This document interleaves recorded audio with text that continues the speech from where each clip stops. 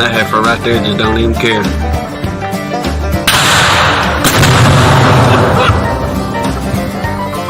Take yourself out.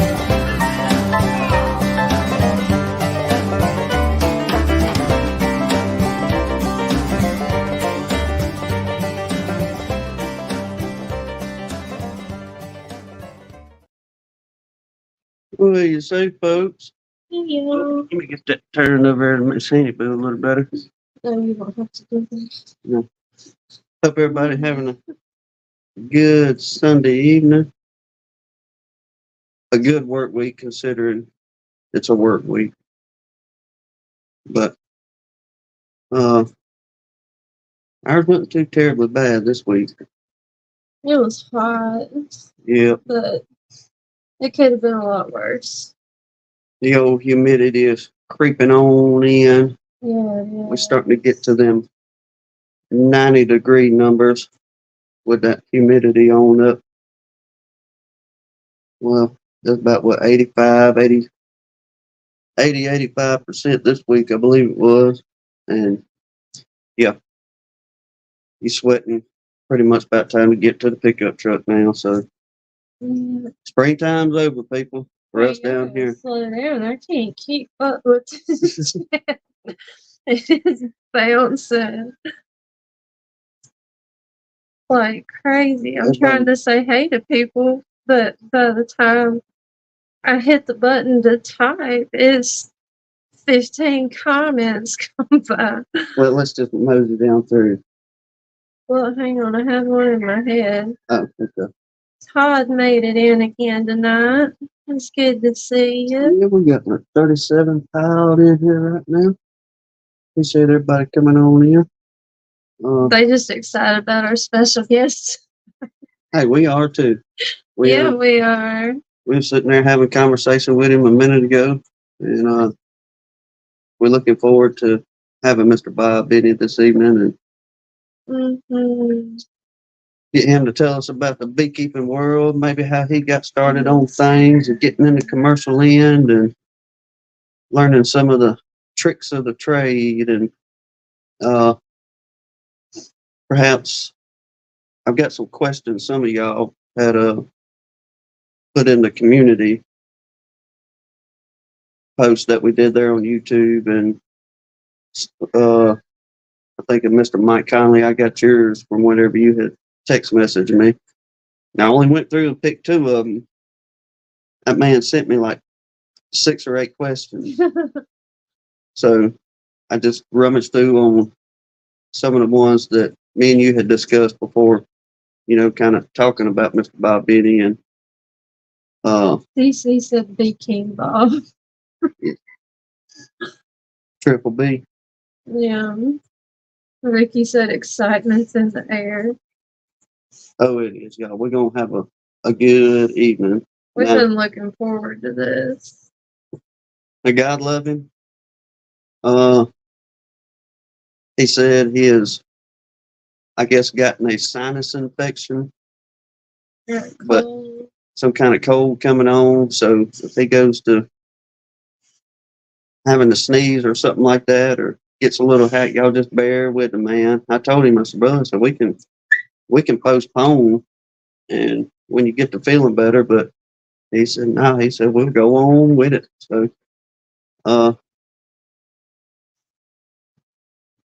we'll see what happens there. Mm-hmm. You still talking there, bud? I'm trying. Here, let me do this. What? Never mind. You still talking? I was just going to go through and tell everybody, hey. So that way we can do that, and then we're going to jump on the prayer list and then go right on into the fun stuff. If we miss you, apologize. But let me get back up here top. Danae and Jack, Mr. Mark Miller, Grayson, good to see you, buddy. Ed, son of one, Michael Tangway, Walker B Ranch in here. We got both Bobs tonight. Steve, did I say Steve Amos? Mm-mm. Oh, Mr. Steve Amos, Stone River, one of them Texicans out there. Old Blaine, the Texas beekeeper. Blaine, real quick, while we're on this, settle this argument between us, please. Yeah, I put it in the chat, but I think you missed it. But Do I spell your name right, or do you put an E on the end of your name? I keep telling her there's an E on the end of it, but I thought you had said there was no E on the end of it. please settle the argument. He's the one that makes it an argument. Tom, McAprilary, Try that again. let's see, Stuffy, Randy Tar Hill, Morris Homestead, Man, Matt, I can't read his comment. Go to the end. let's see. No E. Oh, really? Okay. She won. Thank you, Lane. I appreciate that very much. Uh, Oh, I appreciate that too. Hannah's always right, Tim. Look, y'all don't give her the Balloon head Balloon, syndrome. enough of that anyway. Yeah. We don't need to waste our evening talking about who's Yeah. right and who's wrong, that kind of thing. All right. Let's do our prayer But, list. Yeah, Hey, Carl and Haley. we'll let a few They more just came in. trickle in real quick. Oh, okay. But y'all, what we're gonna do? I'm not gonna do a whole bunch of my yakking and just kind of carrying on what we have and haven't done this week.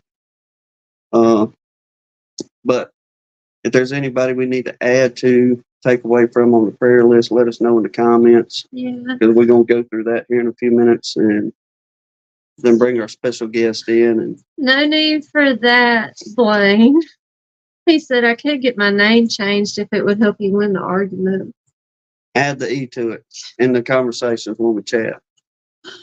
Okay, whatever. That'll help me win. But while everybody's still trickling in, though, I do have 2 corrections and thank you, Jesuses. We need to throw in there. But last week, when the phone was going haywire, and Blaine, seriously, he'll hit the courthouse in the morning. Thank you, sir. No, but y'all, I missed it completely. Like I went back the next day or two after last Sunday's chat trying to catch up on the comments and see what all we missed when it wouldn't work when everybody was dropping stuff. But I completely missed Mr. Dan Weaver's update. Now, he had added baby Luca that we've been praying for a while now. I mean, he was like one of the first ones on the prayer list. But he's a little baby. He'd been waiting on a heart transplant. But y'all, that baby got his heart. Mr. Dan said he's not completely out of the woods yet, but he got his heart transplant. So that was a huge praise the Lord on that one. But with that, we did make an addition because if that baby got his heart, then that means there was a family somewhere that had to say goodbye to their little one. So don't know who they are, but we did add them to the prayer list. So that one, and then Miss Jan with Hallelujah Bee Farms. Look, lady, I'm gonna tell you, this day for 3 years has been a really hard day for me. But seeing your post this morning on your life story, and she put it on the Book of Faces. So y'all, if it's a really incredible story, y'all should go read it and check out what she put on there. But just knowing what the Lord brought you through, that put a really big highlight. It was something happy about this day for me. So I just want you to know that you're a bright spot in our life in so many ways. But that was just one more thing. And I do thank God for bringing you through what he brought you through. So, all right. You want to move into that, or? Indeed. But We'll yeah, run through the prayer list. yeah. But hearing Mr. Dan, hearing about that baby, just That did my heart good. It really, really did. Like, I about jumped through the roof when I saw that comment, and then Tim saw your email, like, almost the same time. And I was like, I pulled a Mr. Ed, just thank you, Jesus. That baby has got a really good chance of making it. And that's just incredible to hear. Okay. Yeah. You ready? Yes, ma'am. Okay. We got Mr. Mark Miller, and we're going to add, he's on the road right now. He said he was rolling and listening. So y'all say a little extra prayer for safe travels for him. Ed and his wife, Miss Chris, and y'all, that was the third. I knew there was one more. Miss Chris. Praise the Lord. She is not going to have open heart surgery like they were planning for. So that was totally awesome to hear when Ed called. Mr. Pat, the Dirt Rooster's dad, the Sun Bunny, Miss Deb, Grammy Lisa, we got her son, 2 granddaughters, and an unspoken request. Bob Walker and his family, Tom's mother-in-law, and we added his wife tonight. Y'all, she's battling shingles. So please say a prayer for her and for him too, because he's going to be running like crazy taking care of her. Bob's friend Jason Cooper, Mr. Donnie, Michael Tangway's wife, Miss Cindy, Miss Carla Green, DC's parents, and especially his mama, his brother Jerry. Yeah, he just did that update. They cannot detect any damage from his heart attack, and that's incredible. Thank you, Lord.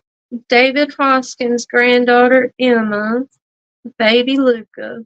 Thank you, Lord. He's still here for us to pray for him. Canada Brad, Philip's mentee's best friend, Miss Deanna Wheeler, Philip's mama, his cousin Lorinda, his friend BJ and his wife, Philip's mother-in-law, and his mentee Rachel Wilson.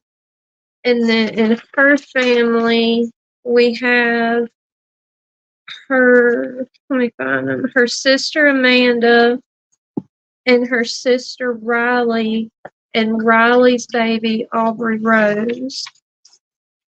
And then Crystal, Sarah's daughter, which Sarah, she's still recovering good. I think I saw you come in. But she was doing good last week.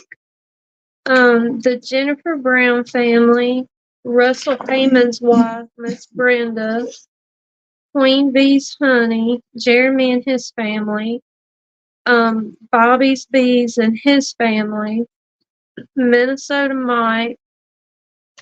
And Mike, did you say to take Mr. Vincent off of here? I think so. Okay. And then his brother Dave and Mike's cousin Mark Mohol, if I'm saying that right. I said Dave. Kennedy Bowman, Ed's dad, Mr. Mike, Aaron Frederick, Mr. Larry and Miss Sherry Gandy, and Mr. Larry's mama, the Cheryl Faulkner family, Keith Larimore, Hillbilly Earl, the Paris family, Sandy, Icy Mountain Honey's family member, Creative with Tuck, Pieces of April, the Pescatarian, the Montalbano family, Bruce with his bees, his granddaughter Boonsong, Steve Amos's brother, Danae's grandmother, Spanky, the Hesley Hives, did them too. Philip's friend Steve Lacey, Israel and the ones affected by all the wars, the storm victims in New Orleans and Slidell, Jegs Farms, his wife, Sean Baltursa's wife, Mr. Ron is one of the Blaine's B Yard landowners. He put him on here last week. Deb's brother recovering from shoulder surgery, the tornado victims, PJ at Hanley's homestead, the Morris homestead, Matt, Stafford Mike, and the family that buried their little one for baby Luca's heart. All right, we need to add Mr. Steve Amos put on here prayers for 4 police officers that were killed in Charlotte. I don't know. He said he was about a mile and some change away from where all that had happened. Miss Sarah from Sarah's Happy Hive says she's doing better, still healing, and thank you much. Awesome. And Minnesota Mike said, yes, we can take Mr. Vincent off. Okay. Good to hear he's doing better. Yeah. I like praying for people, but I like it even better when the prayers work and they're healed from what we're praying for. I said, don't get me wrong when I say this, but it's a wonderful thing when we can take the names off the list for the ailment that was going on. So, thank you again, everybody that are keeping up with the list as well. I know several of you keep in touch with us and email us back and forth on anybody that's added to and things like that. So everybody out there praying for folks, it's a wonderful thing. Yeah, it is. Okay, You ready? I reckon y'all ready to bring Mr. Bob Binnie in here, and Let's see what everybody's waiting to see this evening. we'll see what we can learn. And I feel like if we can't learn something tonight, then it's probably our own fault. time to give up. Yeah, let's bring this man in here and chit chat for a little bit. I get my buttons. Blaine said, I guess we can bring him. Well, there we go. All righty. Good evening. How are y'all? Good, Mr. Binnie. How Well, about yourself? Good. I enjoyed that format. Was unaware of your guys' podcast before tonight, and I enjoyed that already. That's good. And yes, I do apologize. I do have a cold for those that are listening. So if I sniffle and sneeze, that's what that's about. Started off a few days ago thinking it was just allergies, and then after a while it progressed, and I could tell that wasn't it at all. Maybe too tired, maybe I don't know what. We all get a cold once in a while. I pride myself on not getting sick very often, so when I do a pretty good job of it. There you go. Yeah. Well, if you're going to do it good, huh? Yeah, we've had a lot of pollen up here in the last few weeks, and the type of pollen flow that coats your car and your windshield and your sidewalks. So it's pretty easy to not know if you got a cold or not when that's going on. Do you guys experience that down there? That type of pollen flow? Do you do? Yeah, and Everything. them old long leaf pines. Pines. Whenever them pines go to putting out, the ass are showing up. Yeah. Dusting.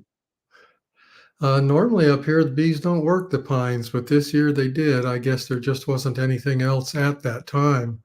Pine pollen isn't, as far as the bees are concerned, pine pollen is kind of an inferior pollen. Most windblown pollens are.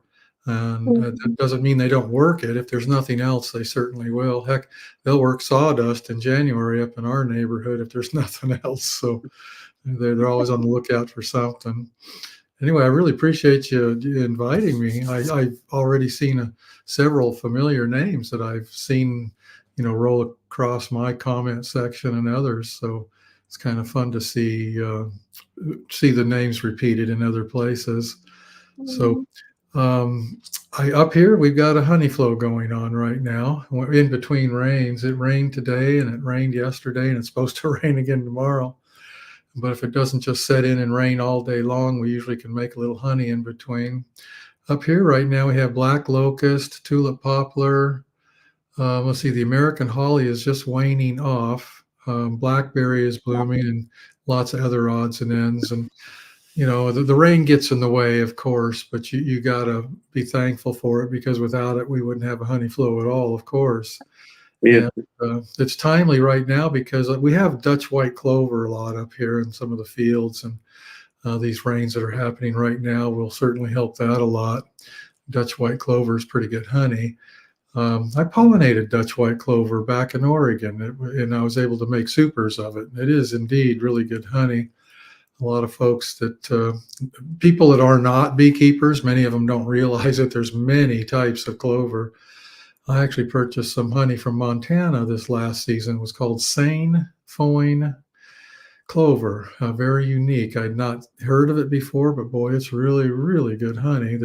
In Montana, I guess there's some sort of parasite that's attacking the alfalfa, and some farmers are playing around with this Sane Foin clover, replacing alfalfa with it as forage, something they can bale up and feed to the animals later. And I don't know if that's something that would grow down in our neighborhood or not. Do you guys get any form of clover down there in your area? We get the white clover, and many of the landowners plant buku of the crimson clover. Oh, yeah. And you talk about a pretty sight amongst these 80, 100 acre fields. Yeah, you'll make honey off of a field like that, won't you? It comes so early. And when, I used to pollinate crimson clover about an hour from here. It was hard to keep the bees from swarming on it. It was so early and stimulated them so much. If you got them strong enough to make supers of honey, they just wanted to swarm instead. But around the road edges and some of the yards and pastures around here, we see a little of it. But when I was pollinating it, it was crazy. Just a real tremendous honey flow. Good honey too. I think I've not tasted any type of clover honey that wasn't good.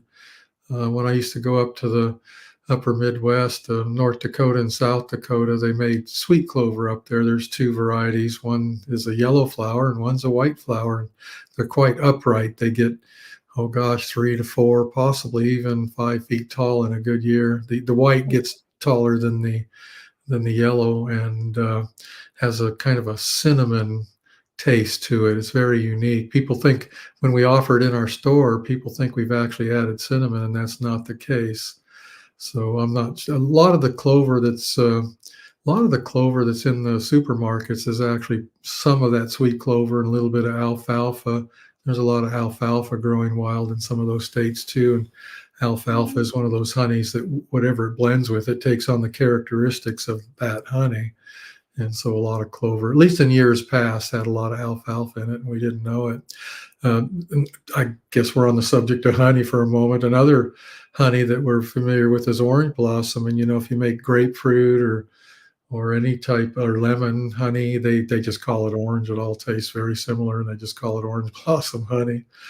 Down in Florida, they're really having trouble with the orange trees. I'm not just real sure how long this orange honey situation is going to last. They're going to need some help on those trees out of the rut they're in right now. And plus the population boom, they're losing a lot of acres of trees down there. So orange blossom is becoming more and more hard to get.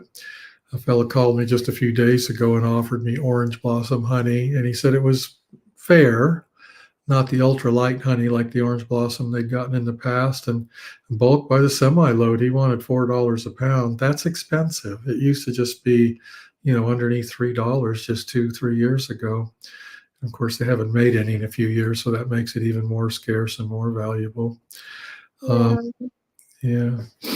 So Okay. I'm sorry about that. I was trying to. Somebody had a comment or a question for you later on. I was trying to start so we can go back after. Okay. Well, I'm in the same position right now as many other beekeepers are. We've done a lot of splitting and trying to get those. We're in a unique situation where we're at. We actually have a summer honey flow with the sourwood crop, which blooms from late June into late July. And so we're making splits right now to try to have them ready for that date. And I'm so thankful for that because we can sell nukes and colonies and packages and do things like that in the spring and still have time to make a honey crop later on. I know many parts of the country do not have a summer honey flow, and that's a real blessing for us. Sourwood, of course, is real good honey. It's considered a premium honey. Not everybody thinks it's anything special, but most people that taste it do. We usually have anywhere from 8 to 12 flavors of honey for our customers to taste when they come into our retail store. And I'd say over half of them if they have a choice of 12 honeys, over half of them choose the sourwood if it's available. So it just goes to show you. I've tasted the Chinese tallow honey down in your neighborhood several times from Louisiana and Mississippi. And I don't even know if I should say this. I'll probably anger somebody. I really don't care for Chinese tallow honey that great. It's really sweet. Pardon me? I said it's really sweet. It's really sweet. It's definitely unique. And, sometimes it just comes down to whatever you were raised up on. The folks down in Southeast Georgia think the gallberry is the best in the country. And folks in Florida like the orange blossom and the tupelo. And up here, we like the tulip poplar and the sourwood. Some years we do get a lot of tulip poplar here. In my opinion, I think I said that today on today's Sunday video. I think tulip poplar is probably one of the very best dark honeys. Not all dark honey has a good flavor, but tulip poplar really does. And even people that don't like dark honey have to agree that it's a pretty decent tasting honey. So we're just making nukes all the time right now. Up until about 2 weeks ago, we were making them with caged queens that we purchased out of Florida so we could make nukes and sell them. And now we switched to our own queen cells, trying to produce nukes for our own restocking.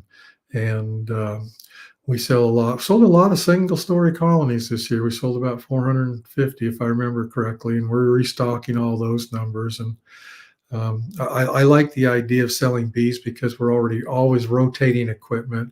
When you sell a nuke, you're rotating your comb out automatically. And when you sell beehives, you're doing the same with your equipment.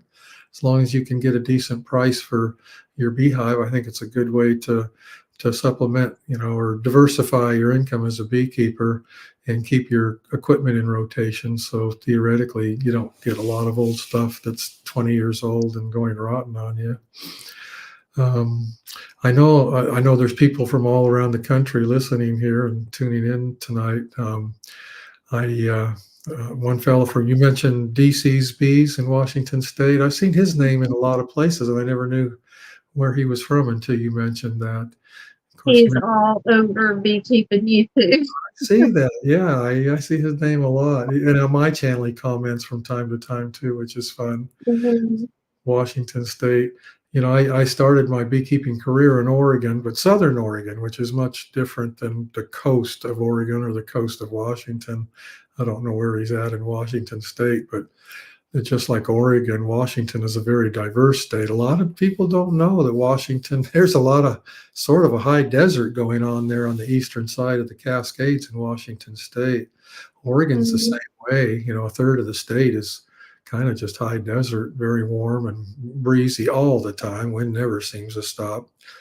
I got started in the Rogue Valley, which is in the middle of the state, almost to the California border, mid-southern and in the winter it'd be overcast and rainy a lot, but in the summer we'd get the influence of California to get quite warm.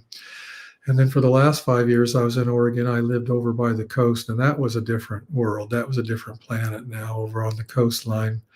The bees really struggled to make a good living over there. There were some plants that would do well in that misty, cool weather. But gosh, by June it was over, and I was lucky. I went over there to pollinate cranberries early on, and bees don't like cranberries much. They don't do very good on them. So I was always glad to bring them back to the Rogue Valley in the middle of Oregon. When I was out west, most of my life was about pollinating, and then, of course, some honey production in the summer. Now that I'm in Georgia, most of it's about producing bees and producing honey. I've kind of learned to be shy. I shy away from pollinating anymore. I don't like what it does to the bees. And invariably, when I pollinate a lot, my bees kind of go downhill. I'm always struggling to keep them up and healthy, and I've kind of come to the conclusion I'm better off just staying home and keeping my bees healthy. Might not have the potential for as much income, but I also have the potential for less expenditures trying to keep my bees healthy. So I don't pollinate much anymore. Down in Mobile, is there any of that type of stuff? Have you got any pollination at all down there in that area? Mostly like just the farmers that pollinate their own stuff. It's not a big. We don't have any big, or down here in our area, any kind of big citrus or anything like that. You have a few mom and pop places, 40, 50 acres that may have some blueberries and a few fruit trees and things like that, but there's no big orchards anymore. Now, back in reading up on some of our history, in the northern end of our county and the county right above us, there was large, all kind of fruit orchards, from pears to peaches to oranges to blueberries, pretty much anything you can name. But I forget exactly when it was, but whenever the boll weevil will come in, it wiped out 90% of any production of fruits and things like that. So now most of the farmers our day and time are either doing cotton, soybean, or sugar cane, things like that. There's not a real big demand, I guess, on pollination in our general area. So I know that many people down along the Gulf do make pretty good crops of honey, primarily because of that Chinese tallow, I think. I watched a lecture by a man. I was speaking in Alabama, I believe it was, and another speaker was talking on how the Chinese tallow is taking over. And I went to that lecture prepared to be kind of negative about his message, but I came away just the opposite. I was really shocked at how the Chinese tallow is indeed taking over big swaths of land down there. And some of the pictures he was showing showed how it really kind of just takes over completely 100%, and there's nothing else but it in some of these locations.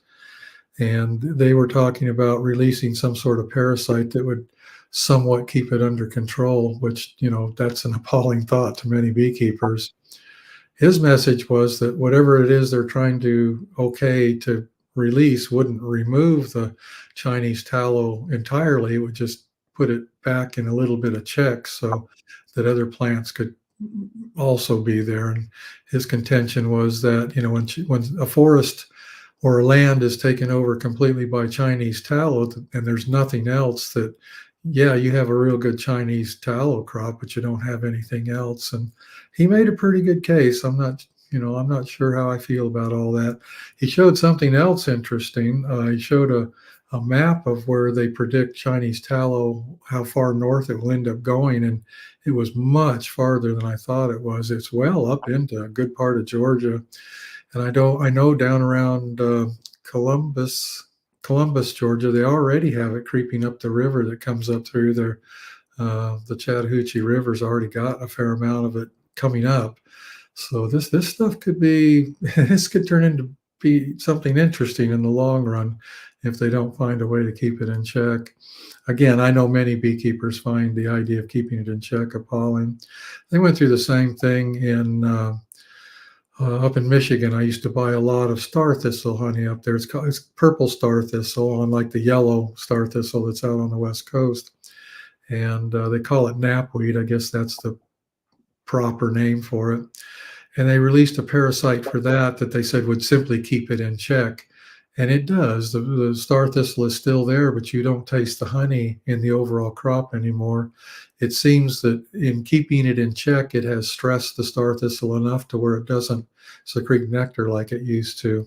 I always used to look forward to getting some of that purple star thistle honey. It's really unique, and it really makes the character of anything you blend it with, in my opinion, better. So this idea of keeping something in check, I'm not sure that means you're still going to make honey off of it, because in the case of purple star thistle, it doesn't seem to be the case. I know the Chinese tallow was brought into the country mainly by the government at one point for soap production and things like that. So government giveth and the government taketh away, I guess, in some respects.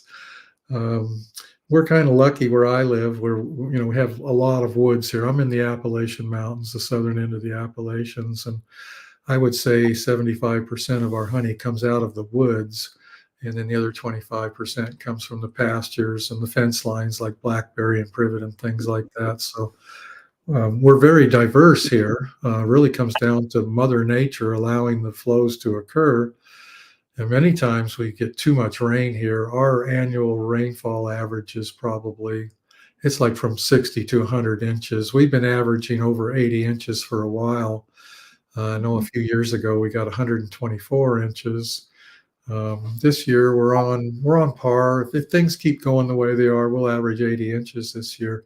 So as far as the plant diversification goes, we have a tremendous potential here, but the weather just doesn't always cooperate. And if you just go one county to the west or one county to the east, it's not quite so wet. So that this rain is a blessing and a curse. Again, we need to have it. We got to have it, but sometimes it just gets in our way. I was looking at our weekly forecast coming up.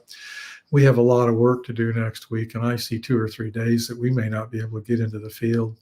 As a beekeeper, that's not good news. We're trying to keep up with supering and continuing to make nukes. We make queen cells every week, and the queen cells will be ready on time, whether we get out there and get the work done or not. So we always keep our fingers crossed that we can utilize the queen cells we produce. We graft every Tuesday, which means the Friday of the following week, those cells are ready to use come rain or shine. And there's a lot of times when we're out there putting cells in the mist or the rain, just trying to keep up. That's kind of a beekeeper's life. We have a kind of a fun, Seth Hill, who used to work for me, we were working in the rain one day, and on video, on tape, he said, well, real beekeepers do it in the rain. So that's been kind of a joke with us. We have a bumper sticker and a coffee cup that says real beekeepers do it in the rain. It's kind of part of it, true. I guess in Alabama, they'd say real beekeepers do it in the heat. Yeah. Yeah, I don't know how y'all get along down there. I honestly, I've been down to Florida down there in the summer. I don't know how you get any work done at all. I don't think I could take it. Too hot, too humid. Humid, really. I was raised up in California, spent a lot of time in the Mojave Desert where it gets much, much hotter, but they don't have the humidity. Yeah, so that's a different what with us. Your work day starts earlier in the mornings and ends earlier in the evening. Instead of, say starting at 7 a.m. and working to about 3 or 4. Now our mornings are starting as soon as that sun goes to coming up about 5:30. Then come lunchtime, it's pretty well, look, we're going to roll stuff up and head on to the house. It's just too hot. Yeah, with that humidity. I would do the same thing. Yeah. You slowly acclimate to it every spring. Well, you're so close to the ocean. It doesn't get this, even when it's sopping wet in the West, we did not feel the humidity that I experience east here. Oregon, where I lived for the last 5 years I was there, was a wet place. It was Coos County over near the coast, and we got a lot of drizzle. It would be rainy and cloudy for a week, and the rain would only measure a half inch, but it was just wet the whole time. And that's one of the things that attracted us to Georgia when we came here. It does rain a lot, and it rains more than it did where we lived in Oregon, but it rains and then it goes away and the sun comes out, and we kind of like that. And I guess that's one of the reasons, right on the coast of Oregon, it rarely frosts. The temperatures are very moderate. It does not get hot in the summer and it doesn't get cold in the winter. And so Mhm. that was kind of nice. But boy, we just got real tired of it being overcast all the time. That actually can affect you. It can make you kind of, Depressed. yeah, I didn't want to use that word, but yeah, it can. It makes you kind of cranky and a little bit depressed. And when the sun comes out, that it definitely makes a difference. It makes you happier, you feel better, and you get some vitamin D on your skin. And yeah, it works. So one thing we noticed when we moved from Oregon to Georgia instantly, and this is going to sound crazy, and I don't know how to really describe it so you can understand it. But where I lived in Oregon, people did not wear colorful clothes. They wore grays and browns and blacks and things like that. And I thought nothing of it. And when we came to Georgia and came up here to Rabun County, the northeastern corner where we live, the very first thing I saw was everybody was wearing colorful clothes, reds and greens and blues. And I thought, this is very different. And after living here for a little while, I came to the conclusion that people that live in very dreary, overcast, moist areas that are wet all the time, they tend to be like that. Their clothes are dreary, and I don't know. I'm about to insult somebody that's listening, I'm sure. But, when you go to sunny places, you see more color and people are more upbeat. It's just different. And it Mhm. definitely has an effect on us all. For me, my wife especially, we lived in Alaska for 6 years, and some of the time we lived there was in a place that was overcast a lot, and it really affected people. It really did, especially in the winter. Yeah. I can believe that. The closer you get to the Gulf down there, the brighter the colors get, Oh, really? especially whenever you get along the coastline there. All the beach houses are bright blues and yellows and reds. And Green and purple. yeah, I mean, it's pretty, don't get me wrong, but But I've never really thought about that before. Because I ain't never spent no time in the north either. But I went to Slidell, Louisiana last September to be a part of a conference there. Going back Mhm. again this year, looking forward to it. And we'd never been along the Gulf Coast before, so we took, I don't know what that highway number is, goes through Gulfport and all those towns down through there. And you're right, the colors were very interesting. I'll use that word, interesting. And also the other thing that struck me was how tall the stilts were that some of these houses are built on. I Mhm. need an elevator to get up to the house in some of those places. And yeah, Mhm. I remember seeing the pictures of Apalachicola during that one hurricane where all they showed was cement foundations. There wasn't a stick of anything left. And so, Mhm. yeah, down there you'd have to be up pretty high, I guess. yeah, Are you guys far enough from the coast where you're isolated from that surge we stuff? are. We are. Yes, sir. We're about, I guess, about the way the crow flies due south. Uh, yeah, we're about 80 or 100 miles from Dauphin Island, Oh, Alabama. okay. That's a long ways then, yeah. Yeah, we're actually in just about the highest elevation in our county. Oh, So thank God, we really don't have any issues with flooding right here at the house. so what would that elevation be? We are, we're about, we're close to 300 feet Oh, in elevation above sea level. wow, that is We quite. are, we're on well, Hannah's grandma lives about 15 minutes north from us in a little town called Centronelle. That is the highest point as far as coastal counties from Texas to Maine. And that's roughly, I'm going to say about 340, 360 feet above sea level up there. So I guess you guys are like the state of Georgia. You have a coastal plain, and then at some point it kind of rises up a few feet into something different. We call it the Piedmont in Georgia. Piedmont is defined as a rolling forested plain. And I know Alabama has a lot of that, don't you, up north? Yes, sir. The as you start getting into the county a little bit more, you gradually start getting that rise to it. But down along the actual city of Mobile, and say about 10 miles north of the city limits, if you will, it is very much in the floodplain, because you got all the deltas and the rivers and everything that's pouring into Mobile Bay. And if we get a good hurricane, especially with a high tide, local communities and especially downtown Mobile will flood, no problem. Because I believe Mobile is right at or just below sea level. Really? Okay, that's kind of asking for it. Of course, I know, when you're on a port or like that, you build where you can, wherever it works. Mhm. Yeah. The safe haven, we have the barrier islands down there. Like Dolphin Island is one of our big barrier islands, and you have other smaller ones down through here along the coast that helps protect the Mobile area and Biloxi and parts of Louisiana and Florida and all that. But if we didn't have them barrier islands, we'd sure enough be in a bind, especially when those hurricanes go to push it in here.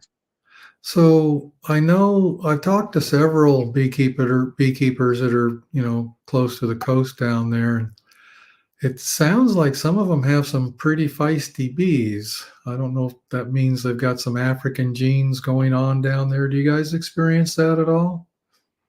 Thank God, not here. We've had, which I mean, we'll say the colonies that we have bought from individuals, every once in a blue moon, you'll get on the Italian mutts, if you will, that have a little bit of stronger aggravation tendencies, I reckon.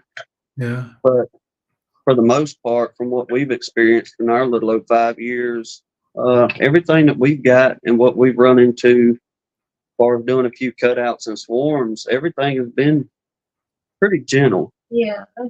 I noticed listening to Jeff and Randy over there and talking about how they don't treat for don't treat for mites in many cases. And seems like the wild bees down there have kind of got some resistance going on. Do you experience that where you're at?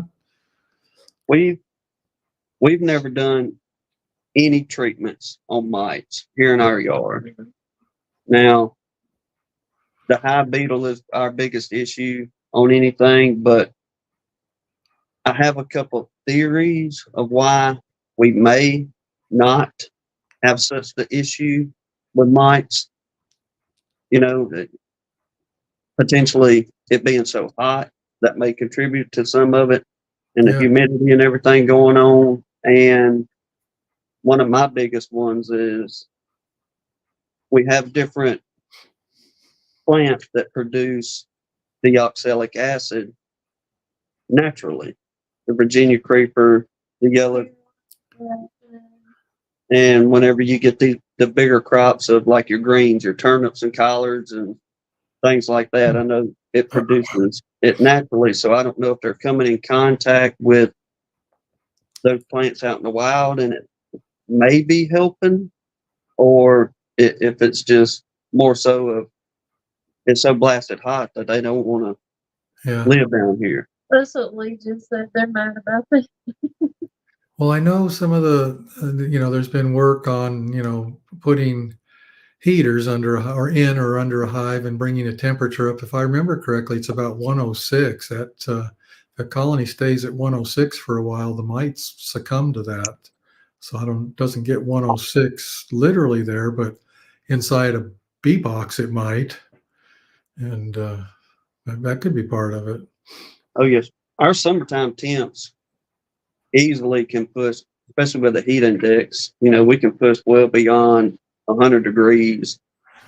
So I know being in that box, even like with ours, we have a bit of a canopy in our yard between all the oaks, but it still gets hot in that shade.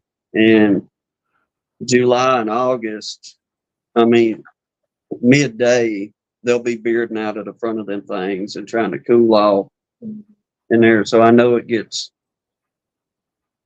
troublesome for them to keep the colony at a sufficient temperature for them. But we've just never had serious issues with mites. Like, we battle small hive beetles 10 times worse than we fight with mites.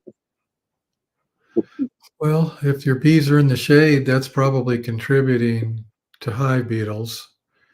So you're Well, kind of they're doing kind what of you half don't. and half. Yeah. I used to keep all my bees in the shade for my sake. And then I found that they did better in the full sun, but I don't live in Mobile, Alabama either. Yeah. It's a little different there. Yeah. But when I started taking my bees out of the shade, I started to notice that they did better. Less, just I couldn't even explain why they were better. They just were. And of course, the hive beetle problems are much better if you're in full sun. You don't, Yeah. meaning you don't have as many issues. You guys got a different soil there too. I'm sure it's sandy somewhat. Very sandy. Yes, So up they here. can burrow in real good. Up here, Mhm. depending on the neighborhood, they can hit, Georgia hard red clay pretty quickly. That might Mhm. be part of it too. Might have something with the soil acidity. I have no idea. Our soil up here averages about 5.5 pH, and I never asked anybody, but that could be part of it too.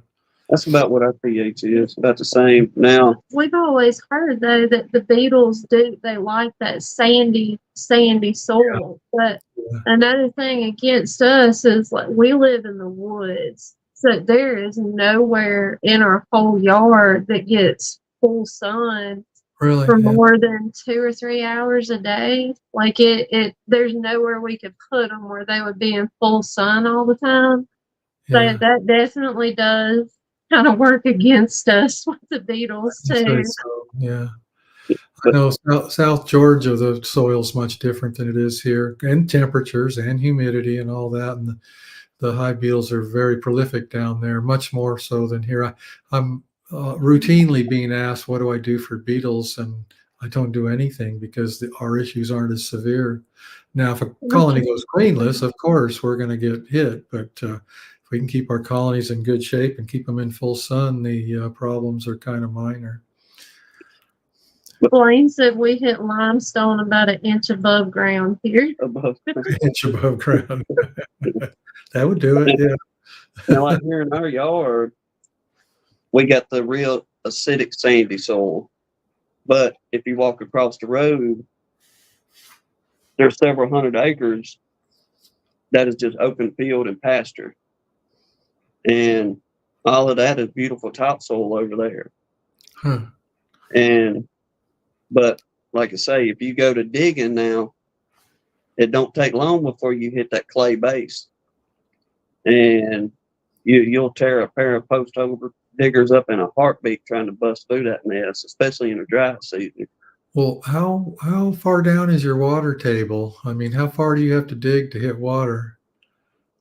I think most folks we talk to that have wells around here are between about 60 to 80 feet before they go to hitting a good water That's table. pretty low. That's about the same as here, actually. That's interesting.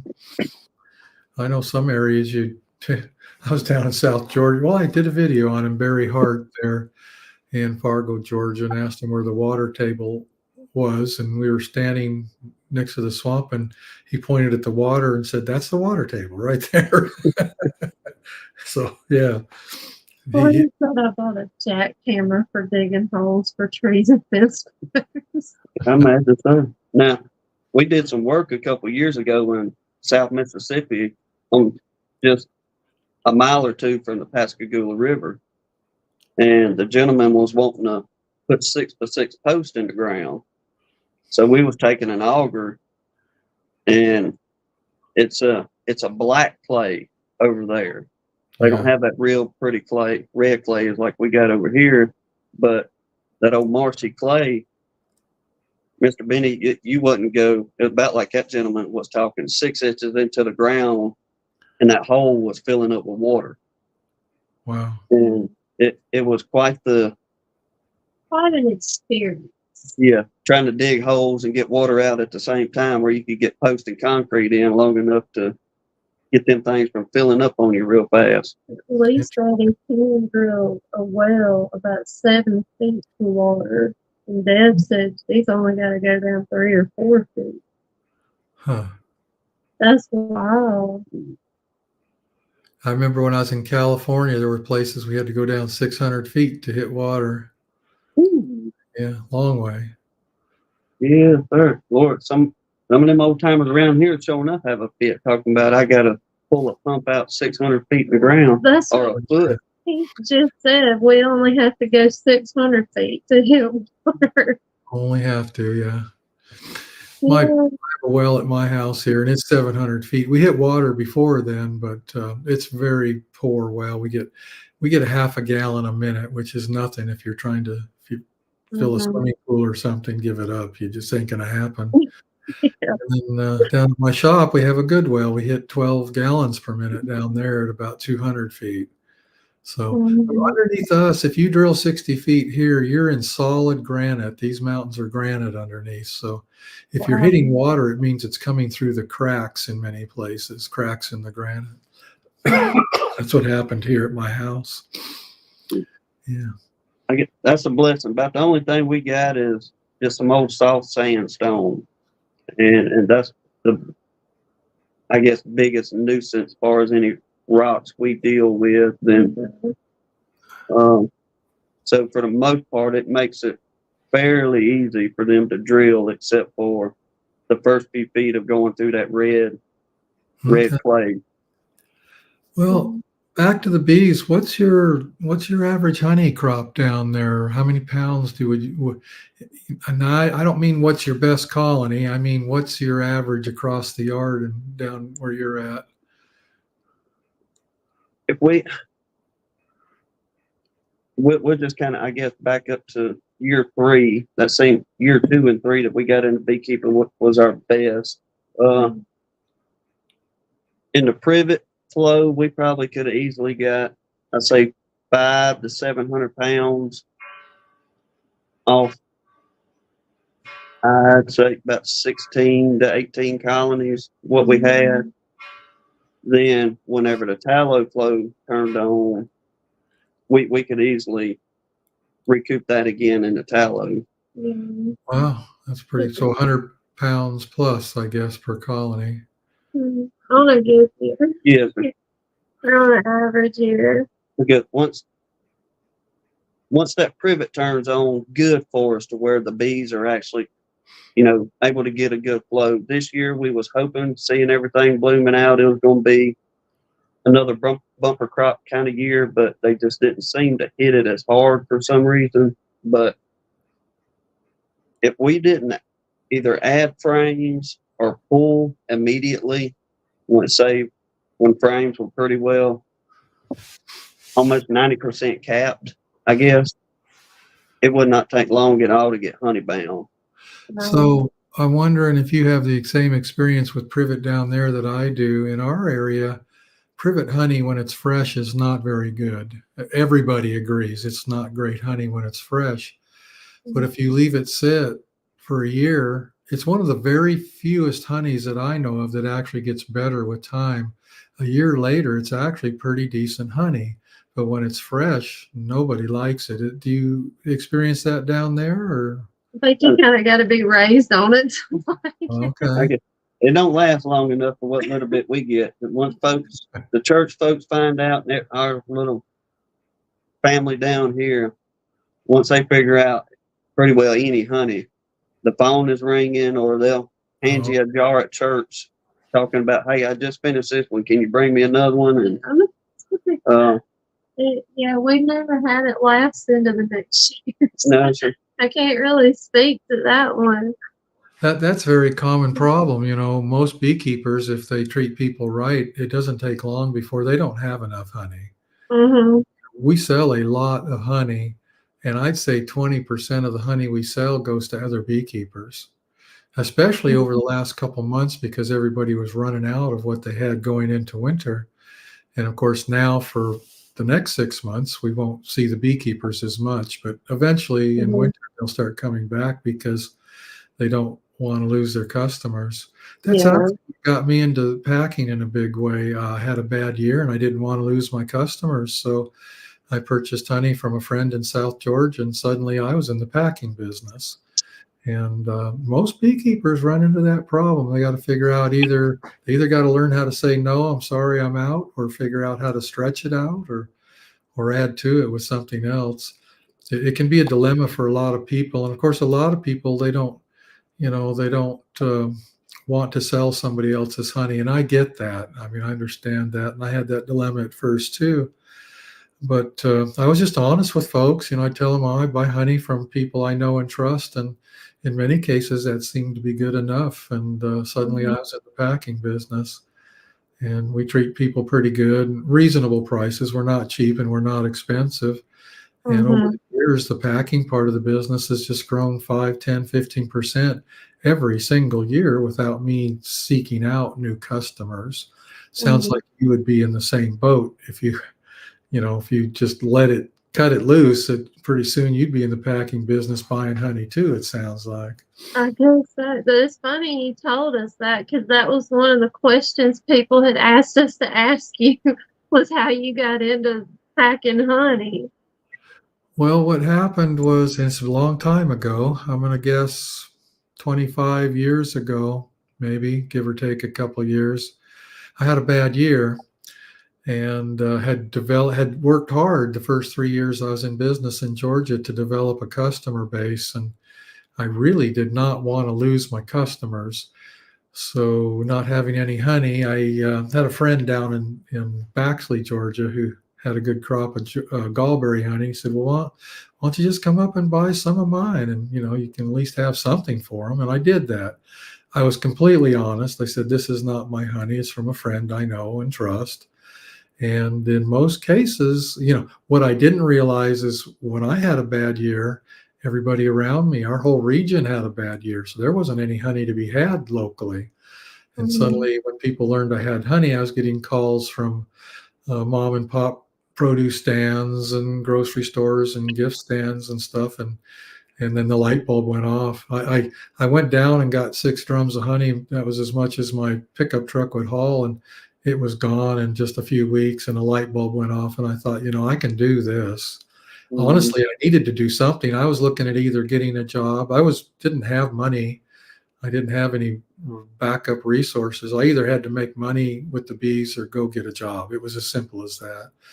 And I did a little soul searching. I thought, well, I'm just going to keep turning this honey over, and I'd go get 6 drums and sell it, turn it over, and then I take the money and go get 6 more, and it just kind of went from there. And pretty soon I got a bigger truck, and pretty soon I was getting grocery stores that I had never thought I would get, and I've been very blessed. 99% of my business have been people coming to us. I honestly, when I say I don't seek out new business, I'm being honest. We really don't. And just word of mouth and good service, a decent Mhm. product, good service, treat people right, be honest. There's so many beekeeping. You'd like to think that the beekeeping community is a bunch of wonderful people, but honestly, if you look close, it's no different than any other community. You have a lot of really good people, but you have a few that aren't all that good. Mhm. People that are unscrupulous and will lie and cheat and just do bad things. And I really do believe that if you just do the right thing every time you have a chance, that you're provided for, and in time Mhm. you get what you need and what you got coming. Yeah. Little golden rule there: treat others as you would be treated. And so that's what I did, and it just treated me very, very nicely. Last year we packed about 1,500,000 pounds of honey, which Oh my from, God. from a big packer point of view, that's not huge, but from little old me point of view, that's staggering. And it's just Yeah. happened over time. Over the last 25 years, it started with 6 drums of honey, and now we're doing this. And it's got its struggles too. The price of honey went up and down like a yo-yo last year, and I bought when the honey was kind of high, and then later the price of honey went way, way down, and I'm competing with other packers that have lower prices because they were able to buy honey cheap when the price went down in the fall. What happened is the Southeast had a bad crop last year. One of the first honeys out of the gate is the orange blossom, and there was a no-show. There was no orange last year. No honey that you could actually call orange. There was honey bottled and called orange, but it really wasn't orange. And then the next one after that is gallberry, and the gallberry was really bad too. I think the gallberry is one of the very earliest, I don't know what the right word would be. It's a large crop, North Florida, Georgia, South Carolina. There's a lot of gallberry made in a good year. And if it doesn't get made very well, then suddenly the packers start getting nervous and start offering pretty high prices so they can get their hands on anything they can. The price in Florida went up to $3.50 a pound for gallberry bulk by the semi-load. That's extremely high. It had just been like, $2.50, $2.60 the year before. In some cases, much lower than that. And so, and I bought what I could. I was nervous. I didn't know if the northern honey was going to be, bulk crop, a bumper crop or not. I had no idea. So, I thought I got to get what I can, and I paid high prices. And then along came a bumper crop in states like Michigan and North Dakota. And I had beekeepers I buy from every year told me they'd been in business for 30 years and experienced one of the best crops they've ever had. And the bulk price, by the barrel, by the semi-load dropped well below $2 a pound. And a lot of people bought at that price. And the big packers, the big, huge packers, they're the ones that drive the price. They, just like any commodity, if it's scarce, they pay high. And if there's a lot of it, they dump the price. And that's kind of the yo-yo effect we had last year. Now, this year, so far, the crop is looking pretty decent. And I've heard of prices. I've not purchased any honey yet this year, but the prices I'm hearing are notably lower than last spring's price, but a little bit higher than last fall's price. One fella called me and had some holly / gallberry that he said he'd sell for $2.25 a pound, and told him to send me a sample. That's much more palatable. I'm in the middle of I'm on the fence here. I know both sides. I'm a beekeeper, so I understand the concept that you got to get the most you can. But I also understand the packer side, where if you pay too much, you're going to reach a ceiling. People aren't going to want to pay it. I don't. I like to say there's two ways to make money. You can sell more for less or less for more. And I try to play the middle ground. I don't have high prices and I don't have low prices. I try not to play that game. And our prices have been pretty much the same for a while. We might creep up a little bit this year. I absorbed all the increase in the cost of honey last year. My profit margin went down pretty bad. I was still making money, but I wasn't making a lot. And so from a packer point of view, it looks like this year I may be able to make more profit, which is important to me. These beekeepers, there's no answer to this saga. When the beekeepers, if they can get $3.50 a pound, they're going to do it. Why wouldn't you? That's business. But then, you're creating havoc. A lot of people are experiencing problems buying groceries, period. And honey, the cost of honey, that's the last thing they're going to purchase when they're, going through their billfold and don't have enough money for honey or for groceries. They're not going to buy a jar of honey. When we jack the price of honey up too high, we're going to shoot ourselves in the foot. And of course, along comes imported honey. Honey was coming out of Argentina and places like that last year for $1.40, $1.60. I even heard of some for $1.20. Crazy price. And Argentina does not have bad honey. They have some pretty decent honey down there. And of course, you're also dealing with the stuff coming out of Asia, which is for the most part Chinese, but it's just circumvented. They repackage it and call it Malaysia or something when it's indeed Chinese. So you have interesting how some of those countries are suddenly exporting huge quantities of honey and they don't even make that much, really. Chinese honey's even going to places like India and Russia and getting repackaged. And one of the reasons I've been successful, we have a lot of grocery stores. I don't know if you guys have Kroger's down in your neighborhood. We have 218 Kroger stores in the state of Georgia. Of course, they're in surrounding states too: Tennessee, Alabama, northern Alabama, I know, Virginia, South Carolina. So we have all the Kroger stores in Georgia and a few in Alabama and South Carolina. And we also have about 85 or 90 Walmarts around the Atlanta area. And our honey is absolutely the most expensive honey on the shelf. And so how do we stay in business there? You know, you got the Great Value brand or the Laura Lynn brand where they're selling a bear for $1.69 and ours is $4.95. And so the question arises, why? Why are you still selling honey? And quite frankly, it's because we sell decent honey. We don't sell nasty honey. You purchase some of that honey and, you know, taste it. Some of it's not very good. Some people don't know that honey's supposed to taste good, honestly, or they get used to that, you know, off flavor or mediocre flavor. I did as a kid. We couldn't afford honey in my house. I had to go to my grandmother's to eat honey. And she would buy some of that middle grade honey out of Southern California. And I just thought that's what honey tasted like until I tasted stuff later and found out that it could actually be much better.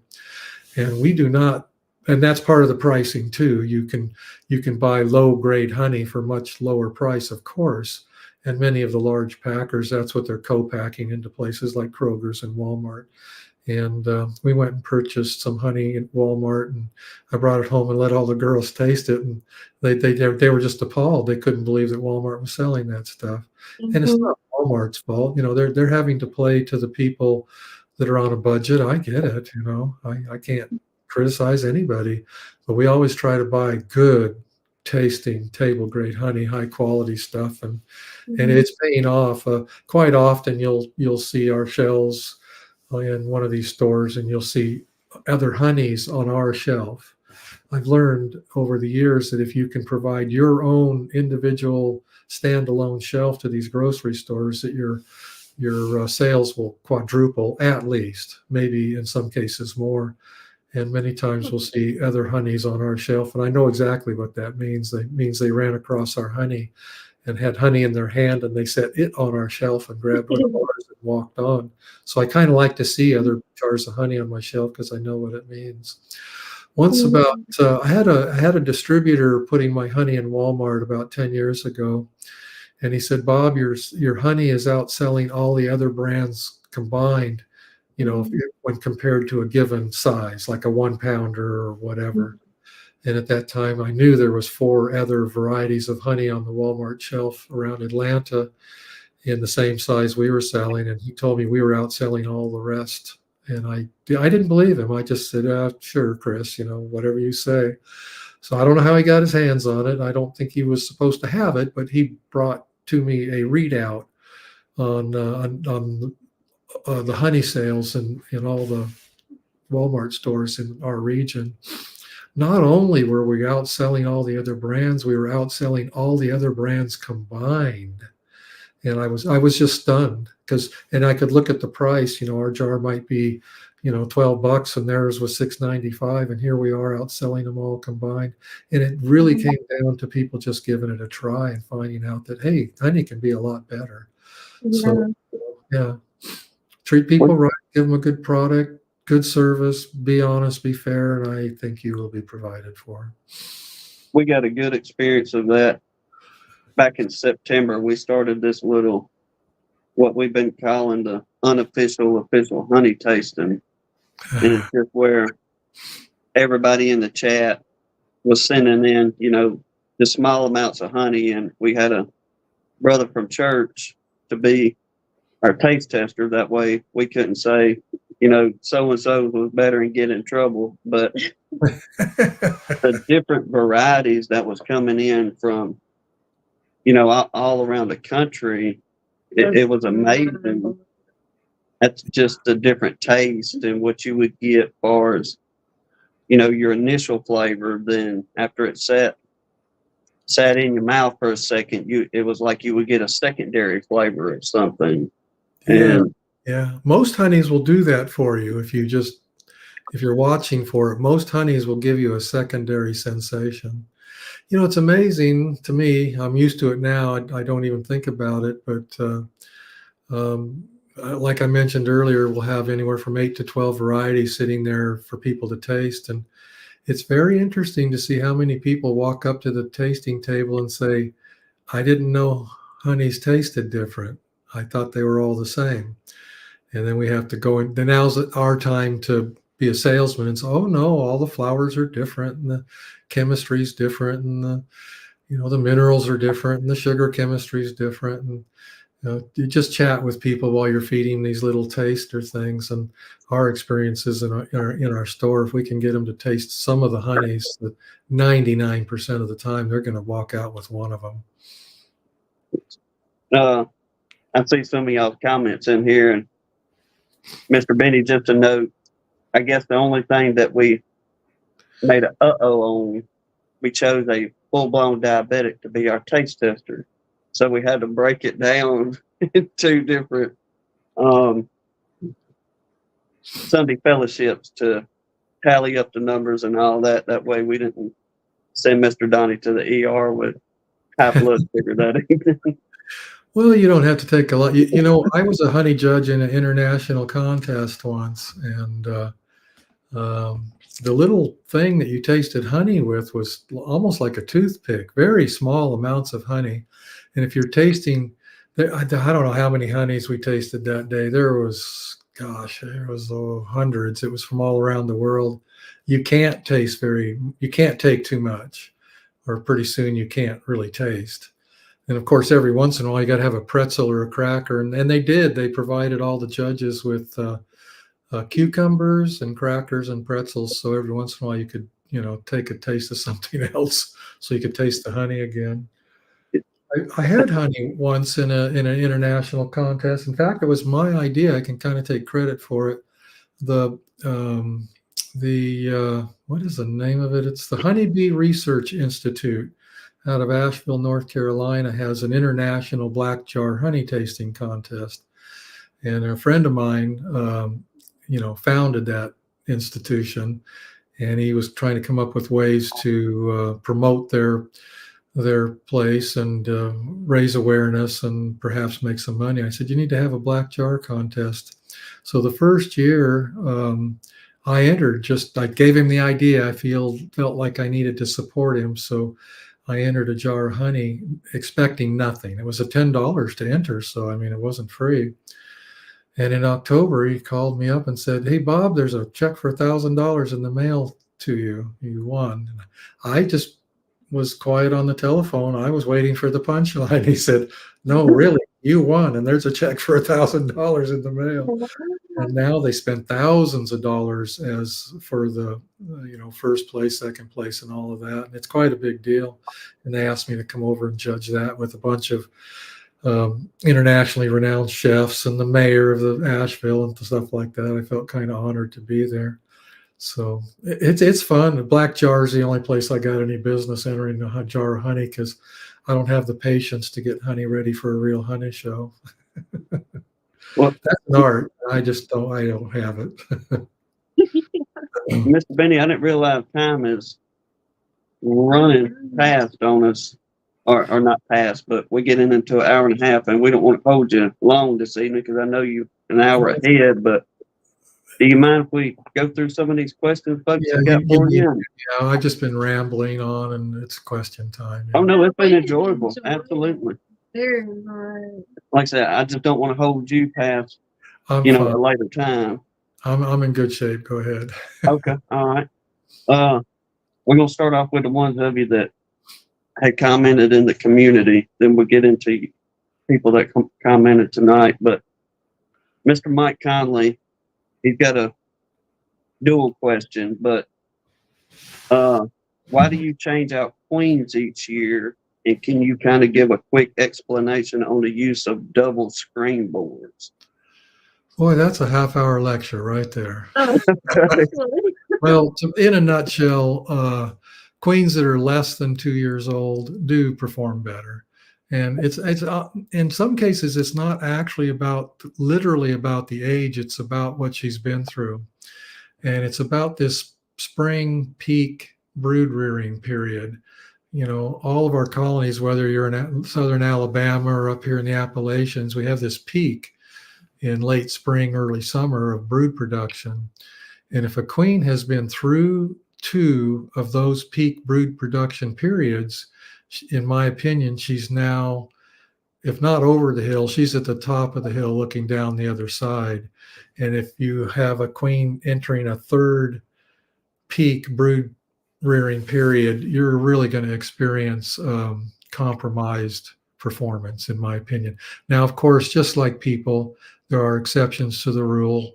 Sometimes you'll get a 3-year-old queen that's just doing a bang-up job, but generally speaking, the overall average, if you have a queen that's been through 1 spring peak period, you're better off to replace her than run her through a 2nd spring peak period. That can be 1.25 years, or it can be 2.5. But so it's not exactly the age; it's about what she's been through. And what was the other part of the question? The use of double screen board. I picked up on the double screen board from the man that helped me get started back in Oregon. He was an older fella. He was a commercial beekeeper through the 30s, 40s, and 50s, and into the 60s. And he was a big advocate of double screen boards. He had retired when I met him, even though he was helping me. And we were cleaning up his yard, and he had this pile of old, rotting almost double screen boards, and he wanted to give them to me. And I just said, Delmer, that just looks like it needs to go to the dump. He said, no. Trust me, once you start using these things, you're going to find more uses than you can imagine. And I think, I just talked about it today in today's video, where we had a colony, 2 colonies that had swarmed. And if you put a swarm cell and some brood in the top and a swarm cell and some brood in the bottom and slip a double screen in between, you just greatly enhanced your chances of success. Many new beekeepers don't know that you really only have 75, perhaps 80% chance of success of a colony requeening itself when it swarms. And if you have 2 halves going at it, well, obviously your odds just went way up.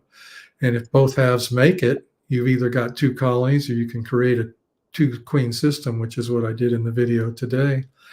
And also, if you're making, now in Mobile, Alabama, this is not as much a problem for you, but some people in more northern states, if you're making early nukes, perhaps you purchase some queens from Florida or South Georgia, and you're able to make nukes before you're capable of rearing your own queens. It can be quite cool at night, and you have to make your nukes either very stout or figure out a way to keep them warm. And one of our tricks for that is to create a nuke over a double screen board, so the heat from the colony below is rising up. And if you create a nuke in the same yard and leave it in the same yard you created it in, many or most or all, I guess I should just say all of the old bees go back home. And it's the old bees that do not want to accept a new queen. The brand new bees, the young bees that have never been out of the nest, the young nurse bees, are very ready to accept a new queen. And if you create a nuke in the same yard and the old bees go home, you get good queen acceptance. But because 50% of the bees just went home, you have a problem keeping that nuke warm at night, keeping the brood warm. Well, if you create the nuke over a double screen board, you just end a problem. All of that heat coming up through the double screens, you can keep the brood you make the nuke with warm with half, literally 50% of the bees that you would have to ordinarily.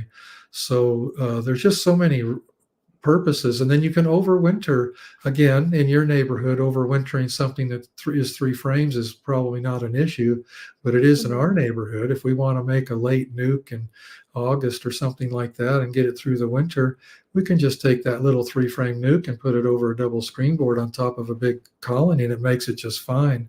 There's at least 3 or 4 or 5 really good uses for a double screen board.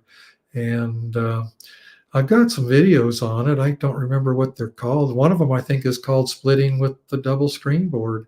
I probably should just get back to that subject and I get asked about double springboards all the time. I should really try to pencil out a good video. Try not to just do a casual thing in the bee yard, but actually try to make a quality video talking about double springboards. In one of my videos where I was showing double springboards, I got a comment from a man in Romania, and he says, "I don't understand why you Americans don't use these things all the time. We use them constantly here." And he almost was rude. He almost was just saying I was a dumb American because I didn't use double springboard. Yeah, but yeah, there's a lot of uses for them, and we keep a few on the truck all the time. I mean, even now we got a handful of double springboards on our truck. If we run across a colony that's swarmed, we split it right there on the spot. Very handy. That's how you do that in the last video you put out. Yeah. Let's see. Next one here is from Tom at Mac Apiary. Now, usually when we don't have a guest or anything on, we read out of the old American bee journals, the late 1800s and early 1900s, just kind of go through how the folks done it back in the olden days. But one of the ones, Tom, I'm assuming it was one of the ones we was reading, but it was about the mated queen swarming, and when the virgin emerges, they fight for a winner. But he's saying from what he has experienced from some swarms, the mated queen and many virgins are in that swarm. Why do some colonies wait to swarm after virgin queens emerge? Well, there's some partial truth in what he says.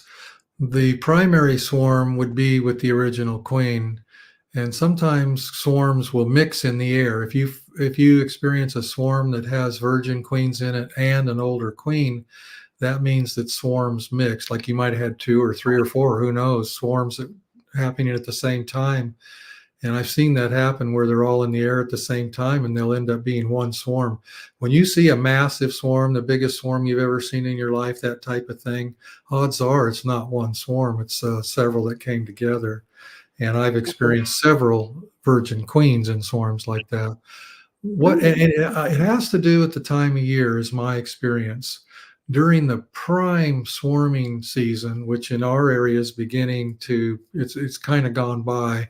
We still have colonies swarming, but the 3 weeks ago was really the high peak of the swarming.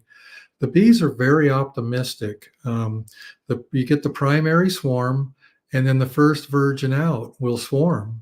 And sometimes you'll have the second or third virgin out swarm. I've actually experienced colonies literally swarming themselves to death, where they swarm so much that there's nothing left. And it's just like they just get into this crazy swarm mode and they just can't stop. And it's very interesting. Sometimes you can see, and I know many people listening have seen this, where you go in a colony and you can literally see the virgin cap is loose. The cell for the virgin is already loose. Perhaps the virgin's tongue is out, and she's just on immediately ready to emerge, but there she is. It's still capped. The bees keep her in. They won't allow her out until the other swarm has left, and she's stuck in there. She begs for food. Her tongue comes through the slit that she has cut, and you can see her tongue going in and out sometimes, begging for food, and they'll feed her and keep her going.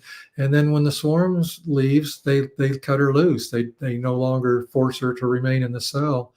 And if you have cells that are created over a 2 or 3 or 4 day period, then the first one virgin can swarm, even though a later virgin hasn't even hatched yet. And that's I don't know if that's answering his question, but in many cases, that's what's going on. All right. Well, to follow up on that one real quick, DC said, do you believe it's genetic when you run into those hives that do that? Well, it is. You can breed for high propensity for swarming and low also. That's one of the things I like about the Caucasian bees, is that they don't swarm as much as Italians. There's other downsides to Caucasians, but one of the good parts about them is they don't swarm as much. I mean, look at African bees. They swarm like crazy.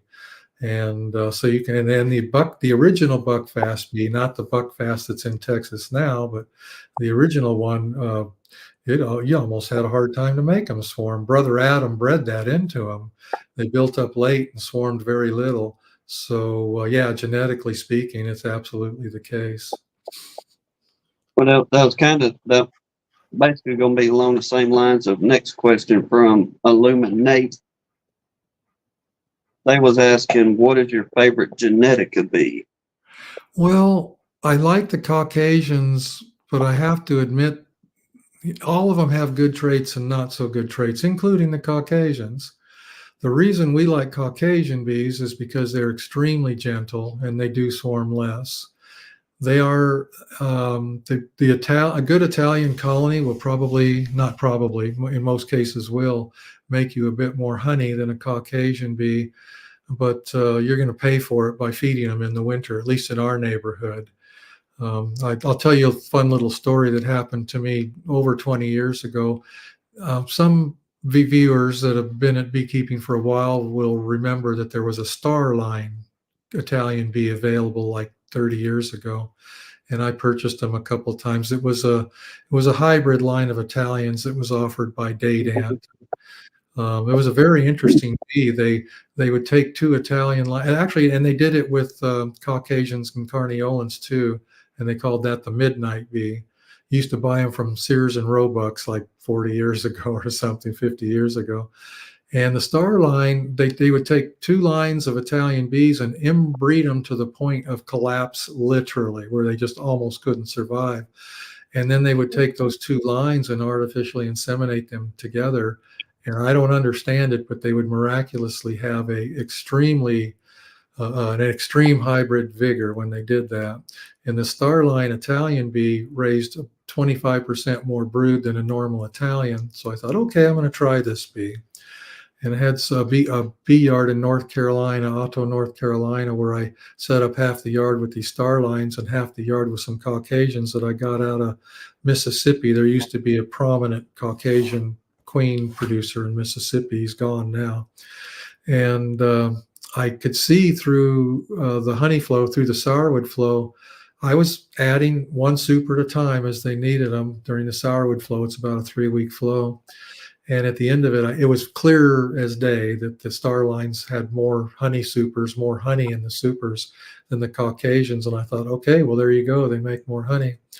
So I stripped the honey off. These were double deep colonies with medium supers on top. Stripped off all the supers, and it took me about 3 weeks of hard work to get all my crop extracted. I ignored the bees. I didn't treat them. I didn't do anything. I went back in 3 weeks to treat the bees for mites, and half of the Starline bees had starved to death, and the Caucasians all had 30 to 60 pounds of honey in the second deep. So did they make more honey, really? I mean, they put more honey in the supers, but the Starlines that were left needed a lot of feeding in order to get them in shape for winter. These type of extremely prolific Italians, that are being bred for pollination and, package production, early spring buildup and all that, you pay a price for that. And the Caucasians and Carniolans are so frugal going through winter. They are not the right bee for Mobile, Alabama. They hunker down for the winter, which is what we need up in the Appalachian Mountains. It's not what you need down there. So it depends on where you live. One of my favorite bees is really an Italian Caucasian cross. And right now we've been pumping a lot of Caucasian into our outfit, which, 6-8 years ago was mostly Italian. Then we switched to Carniolan, and then we've been buying Caucasian breeder queens.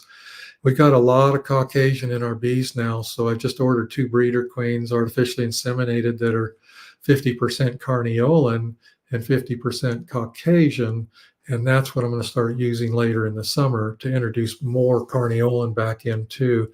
You do get a little hybrid vigor when you cross those 2 bees together, and you do when you cross Italian. And when it's almost like a good mutt dog. Sometimes the mixed dog is healthier, actually stouter than the original. I was noticing your dog earlier. He doesn't look like he's purebred anything. He's sure enough mud. Yeah. Yeah, well, sometimes though those are the better dogs, and bees are the same way. Mhm.